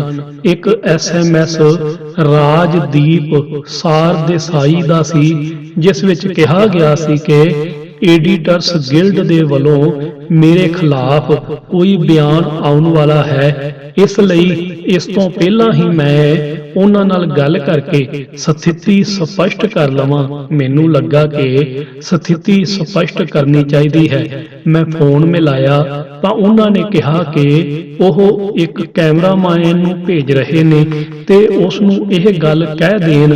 ਮੈਂ ਮਨਾ ਨਹੀਂ ਕੀਤਾ। ਮੈਂ ਵੀ ਮੀਡੀਆ ਨੂੰ ਸੱਚ ਦੱਸਦਾ ਚਾਹੁੰਦਾ ਸੀ। ਹੁਣ ਜਦੋਂ ਐਸਾ ਹੋ ਚੁੱਕਾ ਤਾਂ ਬਰਖਾ ਦੱਤ ਦਾ SMS ਦਾ ਜਵਾਬ ਦੇ ਕੇ ਉਹਨਾਂ ਨੂੰ ਆਪਣਾ ਇੱਕ ਕੈਮਰਾਮੈਨ ਚੁੱਪ ਚੁਪੀਤੇ ਭੇਜਣ ਲਈ ਕਹਿ ਦਿੱਤਾ। ਮੈਂ ਆਪਣੇ ਵੱਲੋਂ ਇਮਾਨਦਾਰੀ ਦੇ ਨਾਲ ਦੱਸ ਦਿੱਤਾ ਕਿ ਜੋ ਕੁਝ ਵੀ ਹੋਇਆ ਉਹ ਇੱਕ ਸੰਕੇਤਕ ਵਿਰੋਧ ਸੀ। ਮੁਆਫੀ ਮੰਗਣ ਦਾ ਸਵਾਲ ਹੀ ਪੈਦਾ ਨਹੀਂ ਹੁੰਦਾ। ਇੱਕ ਪ੍ਰੈਸ ਰਿਪੋਰਟਰ ਦੇ ਸਵਾਲ ਤੇ ਮੈਂ ਜਵਾਬ ਦਿੱਤਾ ਕਿ ਮੁਆਫੀ ਉਹ ਮੰਗਣ ਜਿਨ੍ਹਾਂ ਨੇ ਕਤਲੇਆਮ ਕੀਤਾ ਹੈ, ਇਨਸਾਫ ਨਹੀਂ ਹੋਣ ਦਿੱਤਾ। ਕੁਝ ਟੀਵੀ ਰਿਪੋਰਟਰਾਂ ਨੇ ਮੈਨੂੰ ਕਿਹਾ ਕਿ ਦਿੱਲੀ ਸਿੱਖ ਗੁਰਦੁਆਰਾ ਪ੍ਰਬੰਧਕ ਕਮੇਟੀ ਦੇ ਪ੍ਰਧਾਨ ਨੇ ਮੈਨੂੰ ਸਜ਼ਾ ਦਿਵਾਉਣ ਦੀ ਗੱਲ ਕੀਤੀ ਹੈ। ਉਹ ਇਸ ਬਾਰੇ ਮੇਰਾ ਬਿਆਨ ਚਾਹੁੰਦੇ ਸੀ, ਪਰ ਮੈਂ ਉਸ ਨੂੰ ਜ਼ਿਆਦਾ ਅਹਿਮੀਅਤ ਦੇਣਾ ਉਚਿਤ ਨਹੀਂ ਸਮਝਿਆ, ਕਿਉਂਕਿ ਉਹ ਵਕਤ 1984 ਦੇ ਮੁੱਦੇ ਨੂੰ ਅੱਗੇ ਰੱਖਣ ਦਾ ਸੀ, ਨਾ ਕਿ ਐਸੀਆਂ ਗੱਲਾਂ ਵਿੱਚ ਉਲਝਣ ਦਾ। ਮੈਨੂੰ ਹੁਣ ਤੱਕ ਇਹ ਨਹੀਂ ਪਤਾ ਸੀ ਕਿ ਇਸੇ ਦਿਨ ਅਕਾਲੀ ਦਲ ਬਾਦਲ ਨੇ ਵੀ ਜੰਤਰ ਮੰਤਰ ਤੇ 1984 ਦੇ ਸਬੰਧ ਵਿੱਚ ਕੋਈ ਧਰਨਾ ਪ੍ਰਦਰਸ਼ਨ ਰੱਖਿਆ ਹੋਇਆ ਹੈ। ਇਹ ਧਰਨੇ ਤੇ ਪ੍ਰਦਰਸ਼ਨ ਸਾਡੇ ਲੋਕਲ ਰਿਪੋਰਟਰ ਹੀ ਕਵਰ ਕਰਦੇ ਸੀ, ਇਸ ਲਈ ਮੈਨੂੰ ਇਸ ਦੀ ਕੋਈ ਜਾਣਕਾਰੀ ਨਹੀਂ ਸੀ। ਕਿਸੇ ਪੱਤਰਕਾਰ ਨੇ ਜਦੋਂ ਮੇਰੇ ਪ੍ਰੋਟੈਸਟ ਤੇ ਅਕਾਲੀ ਦਲ ਦੇ ਪ੍ਰਦਰਸ਼ਨ ਦਾ ਇੱਕ ਹੀ ਦਿਨ ਹੋਣ ਬਾਰੇ ਪੁੱਛਿਆ ਤਾਂ ਮੈਂ ਕਿਹਾ ਕਿ ਕੀ ਗ੍ਰਹਿ ਮੰਤਰੀ ਪੀ ਚਿਦੰਬਰਮ ਤੇ ਅਕਾਲੀ ਦਲ ਆਪਸ ਵਿੱਚ ਰਲ ਕੇ ਇੱਕ ਹੀ ਦਿਨ ਤੈਅ ਕਰਨਗੇ। ਖੈਰ, ਮਾਮਲੇ ਨੇ ਤੂਲ ਫੜ ਲਿਆ ਤੇ ਹੁਣ ਕਾਂਗਰਸ ਵੱਲੋਂ ਕੁਝ ਅਜਿਹੇ ਸੰਕੇਤ ਆਉਣ ਲੱਗੇ ਜਿਵੇਂ ਉਹ ਟਾਈਟਲਰ ਤੇ ਸੱਜਣ ਕੁਮਾਰ ਦੀ ਉਮੀਦਵਾਰੀ ਤੇ ਮੁੜ ਵਿਚਾਰ ਕਰ ਸਕਦੀ ਹੈ। ਅਸਲ ਵਿੱਚ ਦੇਸ਼ ਵਿਦੇਸ਼ ਵਿੱਚ ਮੀਡੀਆ ਨੇ ਇਸ ਨੂੰ ਸਹੀ ਤੂਲ ਦੇ ਦਿੱਤਾ ਸੀ। ਕਾਂਗਰਸ ਕੋਲ ਕੋਈ ਜਵਾਬ ਨਹੀਂ ਸੀ। ਉਹ ਜੋ ਵੀ ਕਦਮ ਚੁੱਕਦੀ ਜਾਂ ਬੋਲਦੀ ਤਾਂ ਉਲਝ ਜਾਂਦੀ। ਇਸ ਤੇ ਡਾਕੇ ਪ੍ਰੋਜੈਕਟ ਕਰਨਾ ਸੀ ਤੇ ਲੋਕ ਸਭਾ ਦੀਆਂ ਚੋਣਾਂ ਸਿਰ ਤੇ ਸਨ। ਮੈਨੂੰ ਲੱਗਦਾ ਹੈ ਕਿ ਕਾਂਗਰਸ ਦੇ ਇੱਕ ਹਿੱਸੇ ਵਿੱਚ ਇਹ ਅਹਿਸਾਸ ਤਾਂ ਸੀ ਕਿ 1984 ਵਿੱਚ ਜੋ ਹੋਇਆ ਉਹ ਸਹੀ ਨਹੀਂ ਸੀ, ਪਰ ਕਿਧਰੇ ਇਸ ਦੀ ਆਂਚ ਤਤਕਾਲੀਨ ਵੱਡੇ ਆਗੂਆਂ ਤੱਕ ਨਾ ਜਾ ਪਹੁੰਚੇ, ਇਸ ਲਈ ਪੂਰੇ ਮੁੱਦੇ ਤੇ ਪਰਦਾ ਪਾਉਣ ਦੀ ਹੀ ਕੋਸ਼ਿਸ਼ ਹੁੰਦੀ ਰਹੀ। ਕਾਂਗਰਸ ਬਾਰੇ ਵਿੱਚ ਗੱਲ ਨਹੀਂ ਕਰਨਾ ਚਾਹੁੰਦੀ ਸੀ। ਜਦੋਂ ਉਹ ਸੰਸਦ ਵਿੱਚ ਜਾਂ ਬਾਹਰ ਗੁਜਰਾਤ ਦੰਗਿਆਂ ਤੇ ਭਾਜਪਾ ਨੂੰ ਘੇਰਨ ਦੀ ਕੋਸ਼ਿਸ਼ ਕਰਦੀ ਤਾਂ ਵਿਰੋਧੀ ਉਹਨਾਂ ਨੂੰ 1984 ਦੇ ਦੰਗਿਆਂ ਦਾ ਚੇਤਾ ਕਰਵਾ ਦਿੰਦੇ ਸੀ। ਇਸ ਗੱਲ ਮੈਨੂੰ ਹਮੇਸ਼ਾ ਰੜਕਦੀ ਰਹੀ ਕਿ ਜੇਕਰ ਇੱਕ ਨੇ ਗਲਤੀ ਕੀਤੀ ਸੀ ਤਾਂ ਦੂਜੇ ਦੀ ਗਲਤੀ ਨੂੰ ਚੇਤੇ ਕਰਾ ਕੇ ਆਪਣਾ ਬਚਾਅ ਕਰਨਾ ਕਿੱਥੋਂ ਤੱਕ ਠੀਕ ਹੈ। ਦੋਵੇਂ ਦੇਸ਼ ਦੀਆਂ ਵੱਡੀਆਂ ਰਾਜਨੀਤਿਕ ਪਾਰਟੀਆਂ ਨੇ ਤੇ ਦੋਵਾਂ ਦੇ ਵਕਤ ਵਿੱਚ ਹੀ ਘੱਟ ਗਿਣਤੀਆਂ ਨਾਲ ਜੇਕਰ ਕਿਧਰੇ ਅਨਿਆਂ ਹੋਇਆ ਹੈ ਤਾਂ ਉਹ ਇੱਕ ਦੂਜੇ ਤੇ ਦੋਸ਼ ਲਗਾ ਕੇ ਕਿਵੇਂ ਬਚ ਸਕਦੇ ਨੇ। ਇਹ ਇੱਕ ਦੂਜੇ ਤੇ ਦੋਸ਼ ਲਾਉਣ ਦੀ ਬਜਾਏ ਫਿਰਕਾ ਪ੍ਰਸਤੀ ਨੂੰ ਜੜ ਤੋਂ ਮਿਟਾਉਣ ਲਈ ਇਕੱਠੇ ਕਿਉਂ ਨਹੀਂ ਹੁੰਦੇ। ਇਸੇ ਦੌਰਾਨ ਕਿਸੇ ਰਾਜਨੀਤਿਕ ਪਾਰਟੀ ਨੇ ਮੇਰੇ ਲਈ ਲੋਕ ਸਭਾ ਟਿਕਟ ਦਾ ਐਲਾਨ ਕਰ ਦਿੱਤਾ ਤੇ ਕਈਆਂ ਨੇ ਮੇਰੇ ਲਈ ਪੈਸਿਆਂ ਤੇ ਸਨਮਾਨਾਂ ਦੀ ਝੜੀ ਲਾ ਦਿੱਤੀ। ਕੋਈ ਮੇਰੇ ਜੁੱਤੇ ਨੂੰ 5 ਲੱਖ ਵਿੱਚ ਖਰੀਦਣ ਨੂੰ ਤਿਆਰ ਸੀ ਤੇ ਕੋਈ ਮੈਨੂੰ ਲੱਖਾਂ ਰੁਪਏ ਦੇਣ ਦੀ ਗੱਲ ਕਰ ਰਿਹਾ ਸੀ। ਮੈਂ ਸਿੱਖਾਂ ਦੇ ਜਜ਼ਬਾਤਾਂ ਦਾ ਪ੍ਰਗਟਾਵਾ ਹੀ ਤਾਂ ਕੀਤਾ ਸੀ। ਇਹ ਲੋਕ ਉਹਨਾਂ ਨਿਰਮਲ ਜਜ਼ਬਾਤਾਂ ਦੀ ਕੀਮਤ ਕਿਉਂ ਲਾ ਰਹੇ ਸੀ? ਉਸ ਤੇ ਰਾਜਨੀਤੀ ਦੀ ਮੈਲ ਕਿਉਂ ਸੁੱਟ ਰਹੇ ਸੀ? ਮੈਂ ਅਜਿਹੇ ਲੋਕਾਂ ਦੇ ਖਿਲਾਫ ਮੀਡੀਆ ਵਿੱਚ ਕੁਝ ਕੜੇ ਲਫ਼ਜ਼ਾਂ ਦੀ ਵੀ ਵਰਤੋਂ ਕਰਕੇ ਉਹਨਾਂ ਸ਼ੰਕਿਆਂ ਨੂੰ ਦੂਰ ਕਰਨ ਦੀ ਕੋਸ਼ਿਸ਼ ਕੀਤੀ ਜੋ ਮੇਰੇ ਬਾਰੇ ਵਿੱਚ ਜਾਣ-ਬੁੱਝ ਕੇ ਫੈਲਾਏ ਜਾ ਰਹੇ ਸੀ। ਮੈਨੂੰ ਅਕਾਲੀ ਦੱਸਣ ਦੀ ਕੋਸ਼ਿਸ਼ ਵੀ ਹੋ ਰਹੀ ਸੀ ਜੋ ਕਿ ਸੱਚਾਈ ਤੋਂ ਕੋਹਾਂ ਦੂਰ ਸੀ। ਜੇ ਮੈਂ ਕੋਈ ਰਾਜਨੀਤਿਕ ਆਫਰ ਮਨਜ਼ੂਰ ਕਰਦਾ ਤਾਂ ਮੇਰੇ ਵਿਰੋਧ ਦੀ ਅਹਿਮੀਅਤ ਘਟ ਜਾਂਦੀ, ਉਸ ਨੂੰ ਦਾਗ ਲੱਗ ਜਾਣਾ ਸੀ। ਅਸਲ ਵਿੱਚ ਮੇਰੇ ਲਈ ਰਾਜਨੀਤੀ ਦੇ ਚਿੱਕੜ ਤੋਂ ਦੂਰ ਰਹਿਣਾ ਜ਼ਰੂਰੀ ਸੀ। ਅਗਲੇ ਦਿਨ ਅਦਾਲਤ ਵਿੱਚ ਟਾਈਟਲਰ ਦੇ ਮਾਮਲੇ ਦੀ ਸੁਣਵਾਈ ਸੀ। ਵਿਰੋਧ ਪ੍ਰਦਰਸ਼ਨਾਂ ਵਿੱਚ ਤੇਜ਼ੀ ਆ ਚੁੱਕੀ ਸੀ ਤੇ ਕਾਂਗਰਸ ਤੇ ਦਬਾਅ ਵੱਧ ਰਿਹਾ ਸੀ। ਕਾਂਗਰਸ ਨੂੰ ਪੰਜਾਬ ਵਿੱਚ ਚੰਗਾ ਕਰਨ ਦੀ ਉਮੀਦ ਸੀ ਤੇ ਮੀਡੀਆ ਅਜਿਹੇ ਕਿਆਸ ਲਾ ਹੀ ਰਿਹਾ ਸੀ ਕਿ ਹੁਣ ਸ਼ਾਇਦ ਪੰਜਾਬ ਦੇ ਕਾਂਗਰਸ ਨੇਤਾਵਾਂ ਨੇ ਵੀ ਸੱਜਣ ਕੁਮਾਰ ਤੇ ਟਾਈਟਲਰ ਮਾਮਲੇ ਨੂੰ ਉੱਥੋਂ ਦੀਆਂ ਚੋਣਾਂ ਤੇ ਅਸਰ ਪੈਣ ਦੀ ਗੱਲ ਕਹਿ ਦਿੱਤੀ। ਕਿਹਾ ਗਿਆ ਕਿ ਦਿੱਲੀ ਵਿੱਚ ਸ਼ੀਲਾ ਦੀਕਸ਼ਤ ਦੇ ਧੜੇ ਨੇ ਵੀ ਇਸ ਮੁੱਦੇ ਨੂੰ ਹਲਕੇ ਢੰਗ ਨਾਲ ਚੁੱਕਿਆ ਸੀ।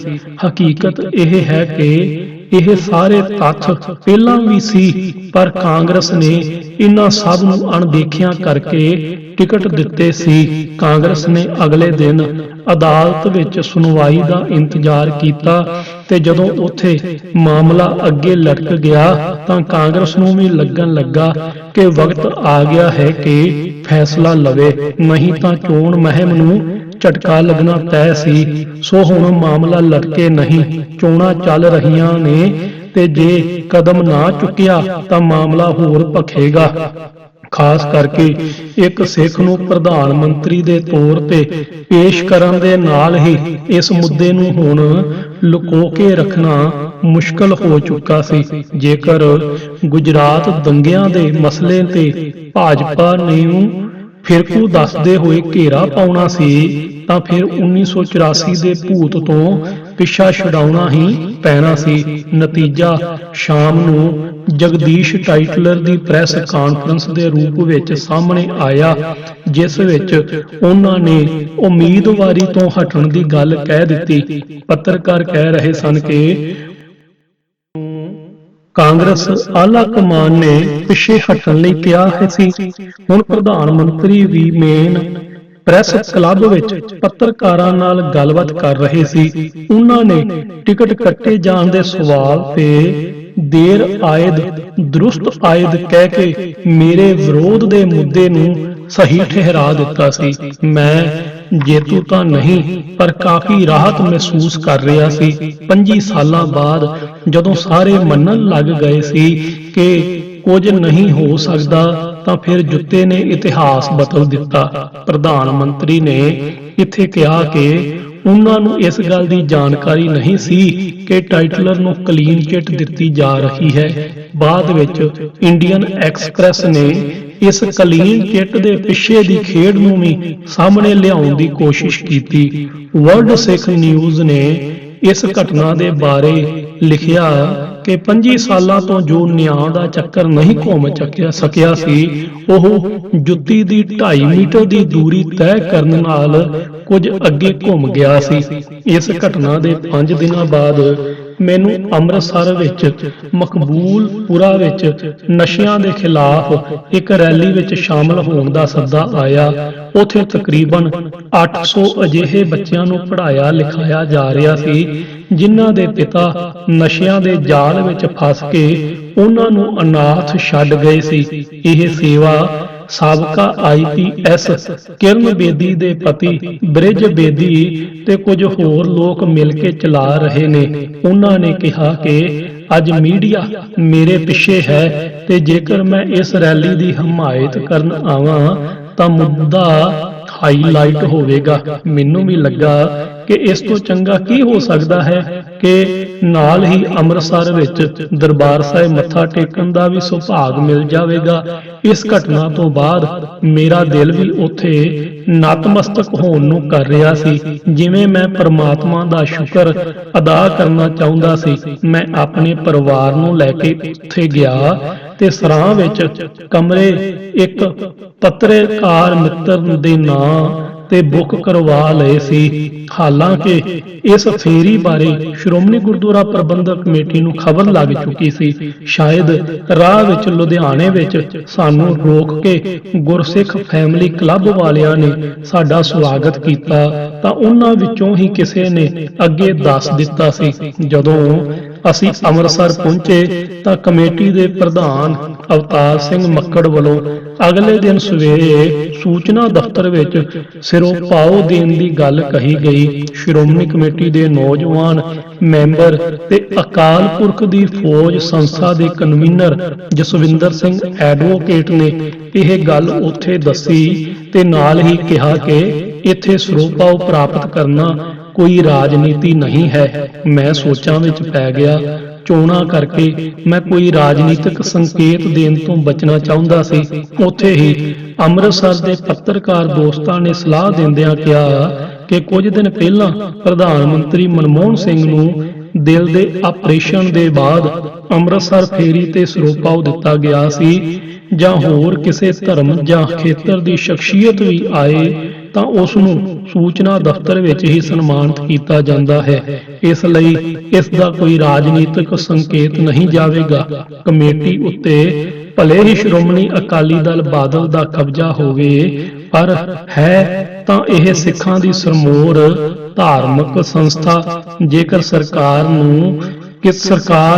ਕਿਸੇ ਨੂੰ ਪਦਮ ਸ਼੍ਰੀ ਜਾਂ ਅਰਜਨ ਐਵਾਰਡ ਆਦਿ ਦਿੰਦੀ ਹੈ ਤਾਂ ਉਸ ਨੂੰ ਸੱਤਾ ਵਿੱਚ ਬੈਠੀ ਪਾਰਟੀ ਵੱਲੋਂ ਨਹੀਂ ਬਲਕਿ ਭਾਰਤ ਸਰਕਾਰ ਵੱਲੋਂ ਸਨਮਾਨਿਤ ਕੀਤਾ ਜਾਂਦਾ ਹੈ। ਉਸੇ ਤਰ੍ਹਾਂ ਸ਼੍ਰੋਮਣੀ ਕਮੇਟੀ ਤੋਂ ਤਸਵੀਰ ਲੈਣ ਵਿੱਚ ਕੁਝ ਗਲਤ ਨਹੀਂ ਹੈ। ਜੇਕਰ ਮੈਂ ਮਨਾ ਕਰਾਂਗਾ ਤਾਂ ਗਲਤ ਸੰਦੇਸ਼ ਜ਼ਰੂਰ ਜਾਵੇਗਾ। ਸਿੱਖ ਸੰਗਤ ਜਗਤ ਵੀ ਸਮਝੇਗਾ ਕਿ ਜਰਨੈਲ ਸਿੰਘ ਨੇ ਅਹੰਕਾਰ ਵਸ ਗੁਰੂ ਘਰ ਦਾ ਸਰੋਪਾਓ ਠੁਕਰਾਇਆ ਜਾਂ ਕਿਸੇ ਪਾਰਟੀਬਾਜ਼ੀ ਵਿੱਚ ਫਸਿਆ ਹੋਇਆ ਹੈ। ਇਸ ਨਾਲ ਬੇਲੋੜਾ ਵਿਵਾਦ ਬਣੇਗਾ। ਮੈਂ ਅਜਿਹਾ ਬਿਲਕੁਲ ਨਹੀਂ ਸੀ ਕਰਨਾ ਚਾਹੁੰਦਾ। ਅਗਲੇ ਦਿਨ ਸ਼੍ਰੋਮਣੀ ਕਮੇਟੀ ਦੇ ਪ੍ਰਧਾਨ ਨੇ ਮੈਨੂੰ ਸਰੋਪਾਓ ਤੇ ਹਰਿਮੰਦਰ ਸਾਹਿਬ ਦੀ ਇੱਕ ਤਸਵੀਰ ਭੇਟ ਕੀਤੀ।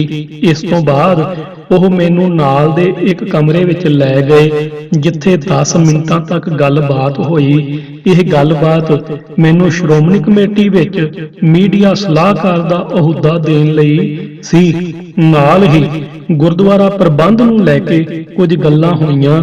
ਮੈਂ ਉਹਨਾਂ ਨੂੰ ਇਸ ਬਾਰੇ ਉੱਥੇ ਹੀ ਮਨਾ ਕਰ ਦਿੱਤਾ। ਇਸ ਤੋਂ ਬਾਅਦ ਪ੍ਰੈਸ ਨਾਲ ਗੱਲਬਾਤ ਹੋਈ ਤਾਂ ਮੱਕੜ ਜੀ ਨੇ ਆਪਣੀ ਪੇਸ਼ਕਸ਼ ਜਨਤਕ ਤੌਰ ਤੇ ਫਿਰ ਦੁਹਰਾ ਦਿੱਤੀ। ਉਹਨਾਂ ਦਾ ਕਹਿਣਾ ਸੀ ਕਿ ਸ਼੍ਰੋਮਣੀ ਕਮੇਟੀ ਦੇ ਦਰਵਾਜ਼ੇ ਜਰਨੈਲ ਸਿੰਘ ਲਈ ਪੂਰੀ ਤਰ੍ਹਾਂ ਖੁੱਲ੍ਹੇ ਨੇ। ਜਦੋਂ ਮੀਡੀਆ ਨੇ ਮੈਨੂੰ ਉਸ ਪੇਸ਼ਕਸ਼ ਬਾਰੇ ਪੁੱਛਿਆ ਤਾਂ ਮੈਂ ਉਸ ਨੂੰ ਨਿਮਰਤਾ ਨਾਲ ਪ੍ਰਵਾਨ ਕਰਨ ਤੋਂ ਮਨਾ ਕਰ ਦਿੱਤਾ। ਮੈਨੂੰ ਲੱਗਿਆ ਕਿ ਐਸਾ ਕਰਨ ਨਾਲ ਇਸ ਦੇ ਰਾਜਨੀਤਿਕ ਅਰਥ ਕੱਢੇ ਜਾਣਗੇ ਤੇ ਫਿਰ ਉਹ ਲੋਕ ਮੇਰੀ ਆਲੋਚਨਾਵਾਂ ਦਾ ਹੜ ਲਾ ਦੇਣਗੇ ਜਿਨ੍ਹਾਂ ਨੂੰ ਮੈਂ ਹੁਣ ਤੱਕ ਕੋਈ ਮੌਕਾ ਨਹੀਂ ਦਿੱਤਾ ਹੈ।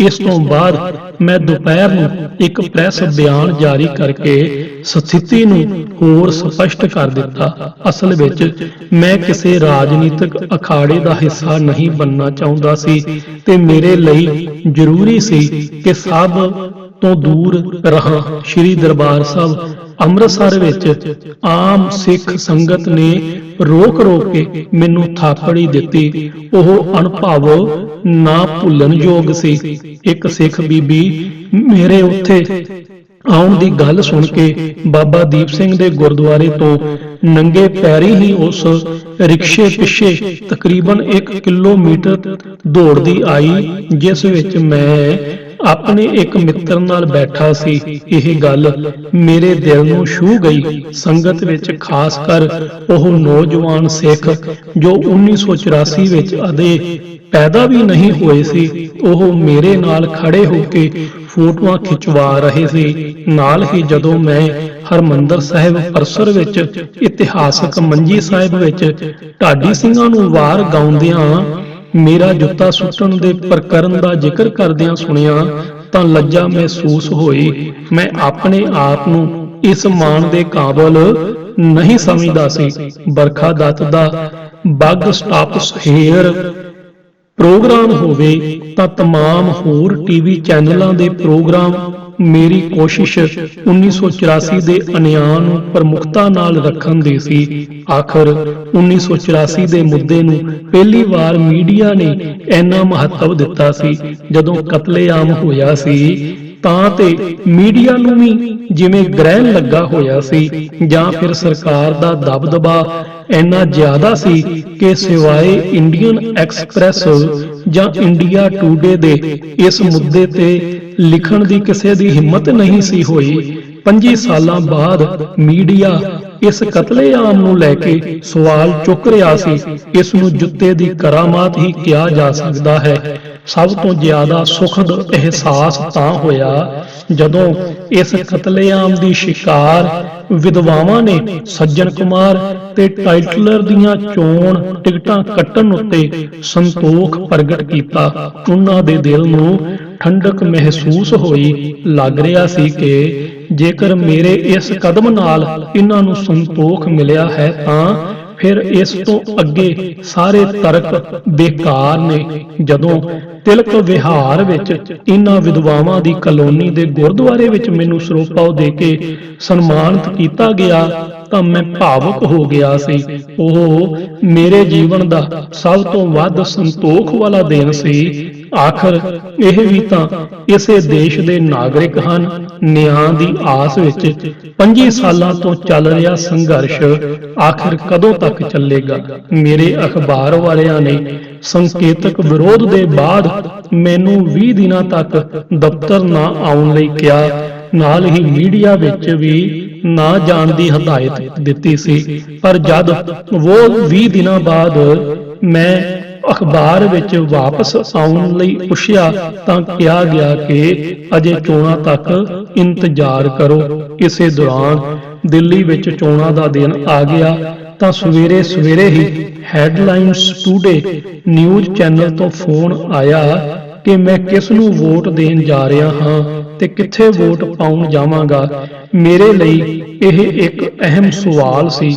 ਮੈਂ ਕਿਹਾ ਕਿ ਦੇਸ਼ ਵਿੱਚ ਧਰਮ ਨਿਰਪੇਖਤਾ ਨੂੰ ਸਹੀ ਮਾਅਨਿਆਂ ਵਿੱਚ ਮੰਨਣ ਵਾਲਾ ਕੋਈ ਵੀ ਉਮੀਦਵਾਰ ਜਾਂ ਦਲ ਮੇਰੇ ਸਾਹਮਣੇ ਨਹੀਂ ਹੈ, ਇਸ ਲਈ ਮੈਂ ਵੋਟ ਨਹੀਂ ਕਰਾਂਗਾ। ਦਰਅਸਲ ਮੈਂ ਕੋਈ ਰਾਜਨੀਤਿਕ ਸੰਕੇਤ ਨਹੀਂ ਦੇਣਾ ਚਾਹੁੰਦਾ ਸੀ, ਜਦ ਕਿ ਮੈਂ ਲੰਮੇ ਸਮੇਂ ਤੋਂ ਚੋਣ ਕਮਿਸ਼ਨ ਕਵਰ ਕਰਦਾ ਰਿਹਾ ਹਾਂ ਤੇ ਚੋਣਾਂ ਵਿੱਚ ਮਤਦਾਨ ਵਧਾਉਣ ਵਾਲੀਆਂ ਚੋਣ ਕਮਿਸ਼ਨ ਦੀਆਂ तमाम ਮੁਹਿੰਮਾਂ ਬਾਰੇ ਅਖਬਾਰ ਵਿੱਚ ਪ੍ਰਮੁੱਖਤਾ ਨਾਲ ਲਿਖਦਾ ਰਿਹਾ ਸੀ। ਚੋਣ ਨਤੀਜਾ ਆਉਂਦਿਆਂ ਹੀ ਮੇਰੇ ਅਖਬਾਰ ਵਾਲਿਆਂ ਦਾ ਵਤੀਰਾ ਬਦਲ ਗਿਆ। ਹਾਲਾਂਕਿ ਇਹ ਮੈਨੂੰ ਕੋਈ ਜ਼ਿਆਦਾ ਹੈਰਾਨ ਕਰ ਦੇਣ ਵਾਲਾ ਨਹੀਂ ਸੀ। ਮੇਰੇ ਅਖਬਾਰ ਨੇ ਹੁਣ ਮੈਨੂੰ ਨੌਕਰੀ ਤੋਂ ਅਸਤੀਫਾ ਦੇਣ ਦਾ ਦਬਾਅ ਪਾਉਣਾ ਸ਼ੁਰੂ ਕਰ ਦਿੱਤਾ। ਹੁਣ ਮੈਨੂੰ ਪਤਾ ਲੱਗਾ ਕਿ ਮੈਨੂੰ ਨੋਟਿਸ ਵੀ ਜਾਰੀ ਕੀਤਾ ਗਿਆ ਸੀ, ਪਰ ਉਹ ਮੇਰੇ ਪੁਰਾਣੇ ਘਰ ਦੇ ਪਤੇ ਤੇ ਭੇਜਿਆ ਗਿਆ ਸੀ। ਫਿਰ ਇਹ ਮੇਰੇ ਕੋਲ ਦੁਬਾਰਾ ਆਇਆ ਤਾਂ ਮੈਂ ਜਵਾਬ ਭੇਜ ਦਿੱਤਾ। ਇਸ ਜਵਾਬ ਦੇ ਬਾਵਜੂਦ ਮੈਨੂੰ ਗੈਰ ਰਸਮੀ ਢੰਗ ਨਾਲ ਦੱਸਿਆ ਜਾ ਰਿਹਾ ਸੀ ਕਿ ਸਰਕਾਰ ਮੁੜ ਉਹਨਾਂ ਦੀ ਬਣ ਚੁੱਕੀ ਹੈ, ਇਸ ਲਈ ਉਹਨਾਂ ਲਈ ਮੈਨੂੰ ਰੱਖ ਪਾਉਣਾ ਅਸੰਭਵ ਹੋ ਗਿਆ ਹੈ। ਸਵਾਲ ਇਹੀ ਹੈ ਕਿ ਜੇਕਰ ਕਾਂਗਰਸ ਤੇ ਨਵੀਂ ਸਰਕਾਰ ਦਾ ਦਬਾਅ ਨਹੀਂ ਸੀ ਤਾਂ ਫਿਰ ਚੋਣ ਨਤੀਜੇ ਆਉਣ ਤੋਂ ਬਾਅਦ ਹੀ ਇਹ ਕਦਮ ਕਿਉਂ ਚੁੱਕਿਆ ਗਿਆ, ਅਤੇ ਉਹ ਵੀ ਪੌਣੇ 3 ਮਹੀਨਿਆਂ ਬਾਅਦ। ਮੈਂ ਅਸਤੀਫਾ ਦੇਣ ਤੋਂ ਇਨਕਾਰ ਕਰ ਦਿੱਤਾ ਸੀ। ਮੇਰਾ ਅਸਤੀਫਾ ਦੇਣਾ ਸਿਧਾਂਤਕ ਤੌਰ ਤੇ ਗਲਤੀ ਕਬੂਲ ਕਰਨ ਜਿਹਾ ਹੁੰਦਾ, ਜਦ ਕਿ ਮੈਂ ਸਿਧਾਂਤਕ ਤੌਰ ਉੱਤੇ ਇਸ ਨੂੰ ਗਲਤੀ ਨਹੀਂ ਮੰਨ ਰਿਹਾ ਸੀ। ਇਹ ਇੱਕ ਸੰਕੇਤਕ ਵਿਰੋਧ ਸੀ ਤਾਂ ਕਿ ਉਹ ਲੋਕ ਜਿਨ੍ਹਾਂ ਉੱਤੇ ਨਿਆਂ ਕਰਨ ਦੀ ਜ਼ਿੰਮੇਵਾਰੀ ਹੈ, ਉਹਨਾਂ ਨੂੰ ਆਪਣੀ ਜ਼ਿੰਮੇਵਾਰੀ ਚੇਤੇ ਆਵੇ। 1 ਜੁਲਾਈ ਨੂੰ ਮੈਨੂੰ ਨੌਕਰੀ ਤੋਂ ਕੱਢਿਆ ਗਿਆ ਤੇ 8 ਜੁਲਾਈ ਨੂੰ ਪੀ ਚਿਦੰਬਰਮ ਮੇਰੇ ਅਖਬਾਰ ਦੀ ਇੱਕ ਪਾਰਟੀ ਵਿੱਚ ਸ਼ਾਮਲ ਹੋਏ। ਸ਼ਾਇਦ ਉਹਨਾਂ ਨੂੰ ਚਾਟ ਪਕੌੜੀ ਬਹੁਤ ਪਸੰਦ ਆਈ ਸੀ।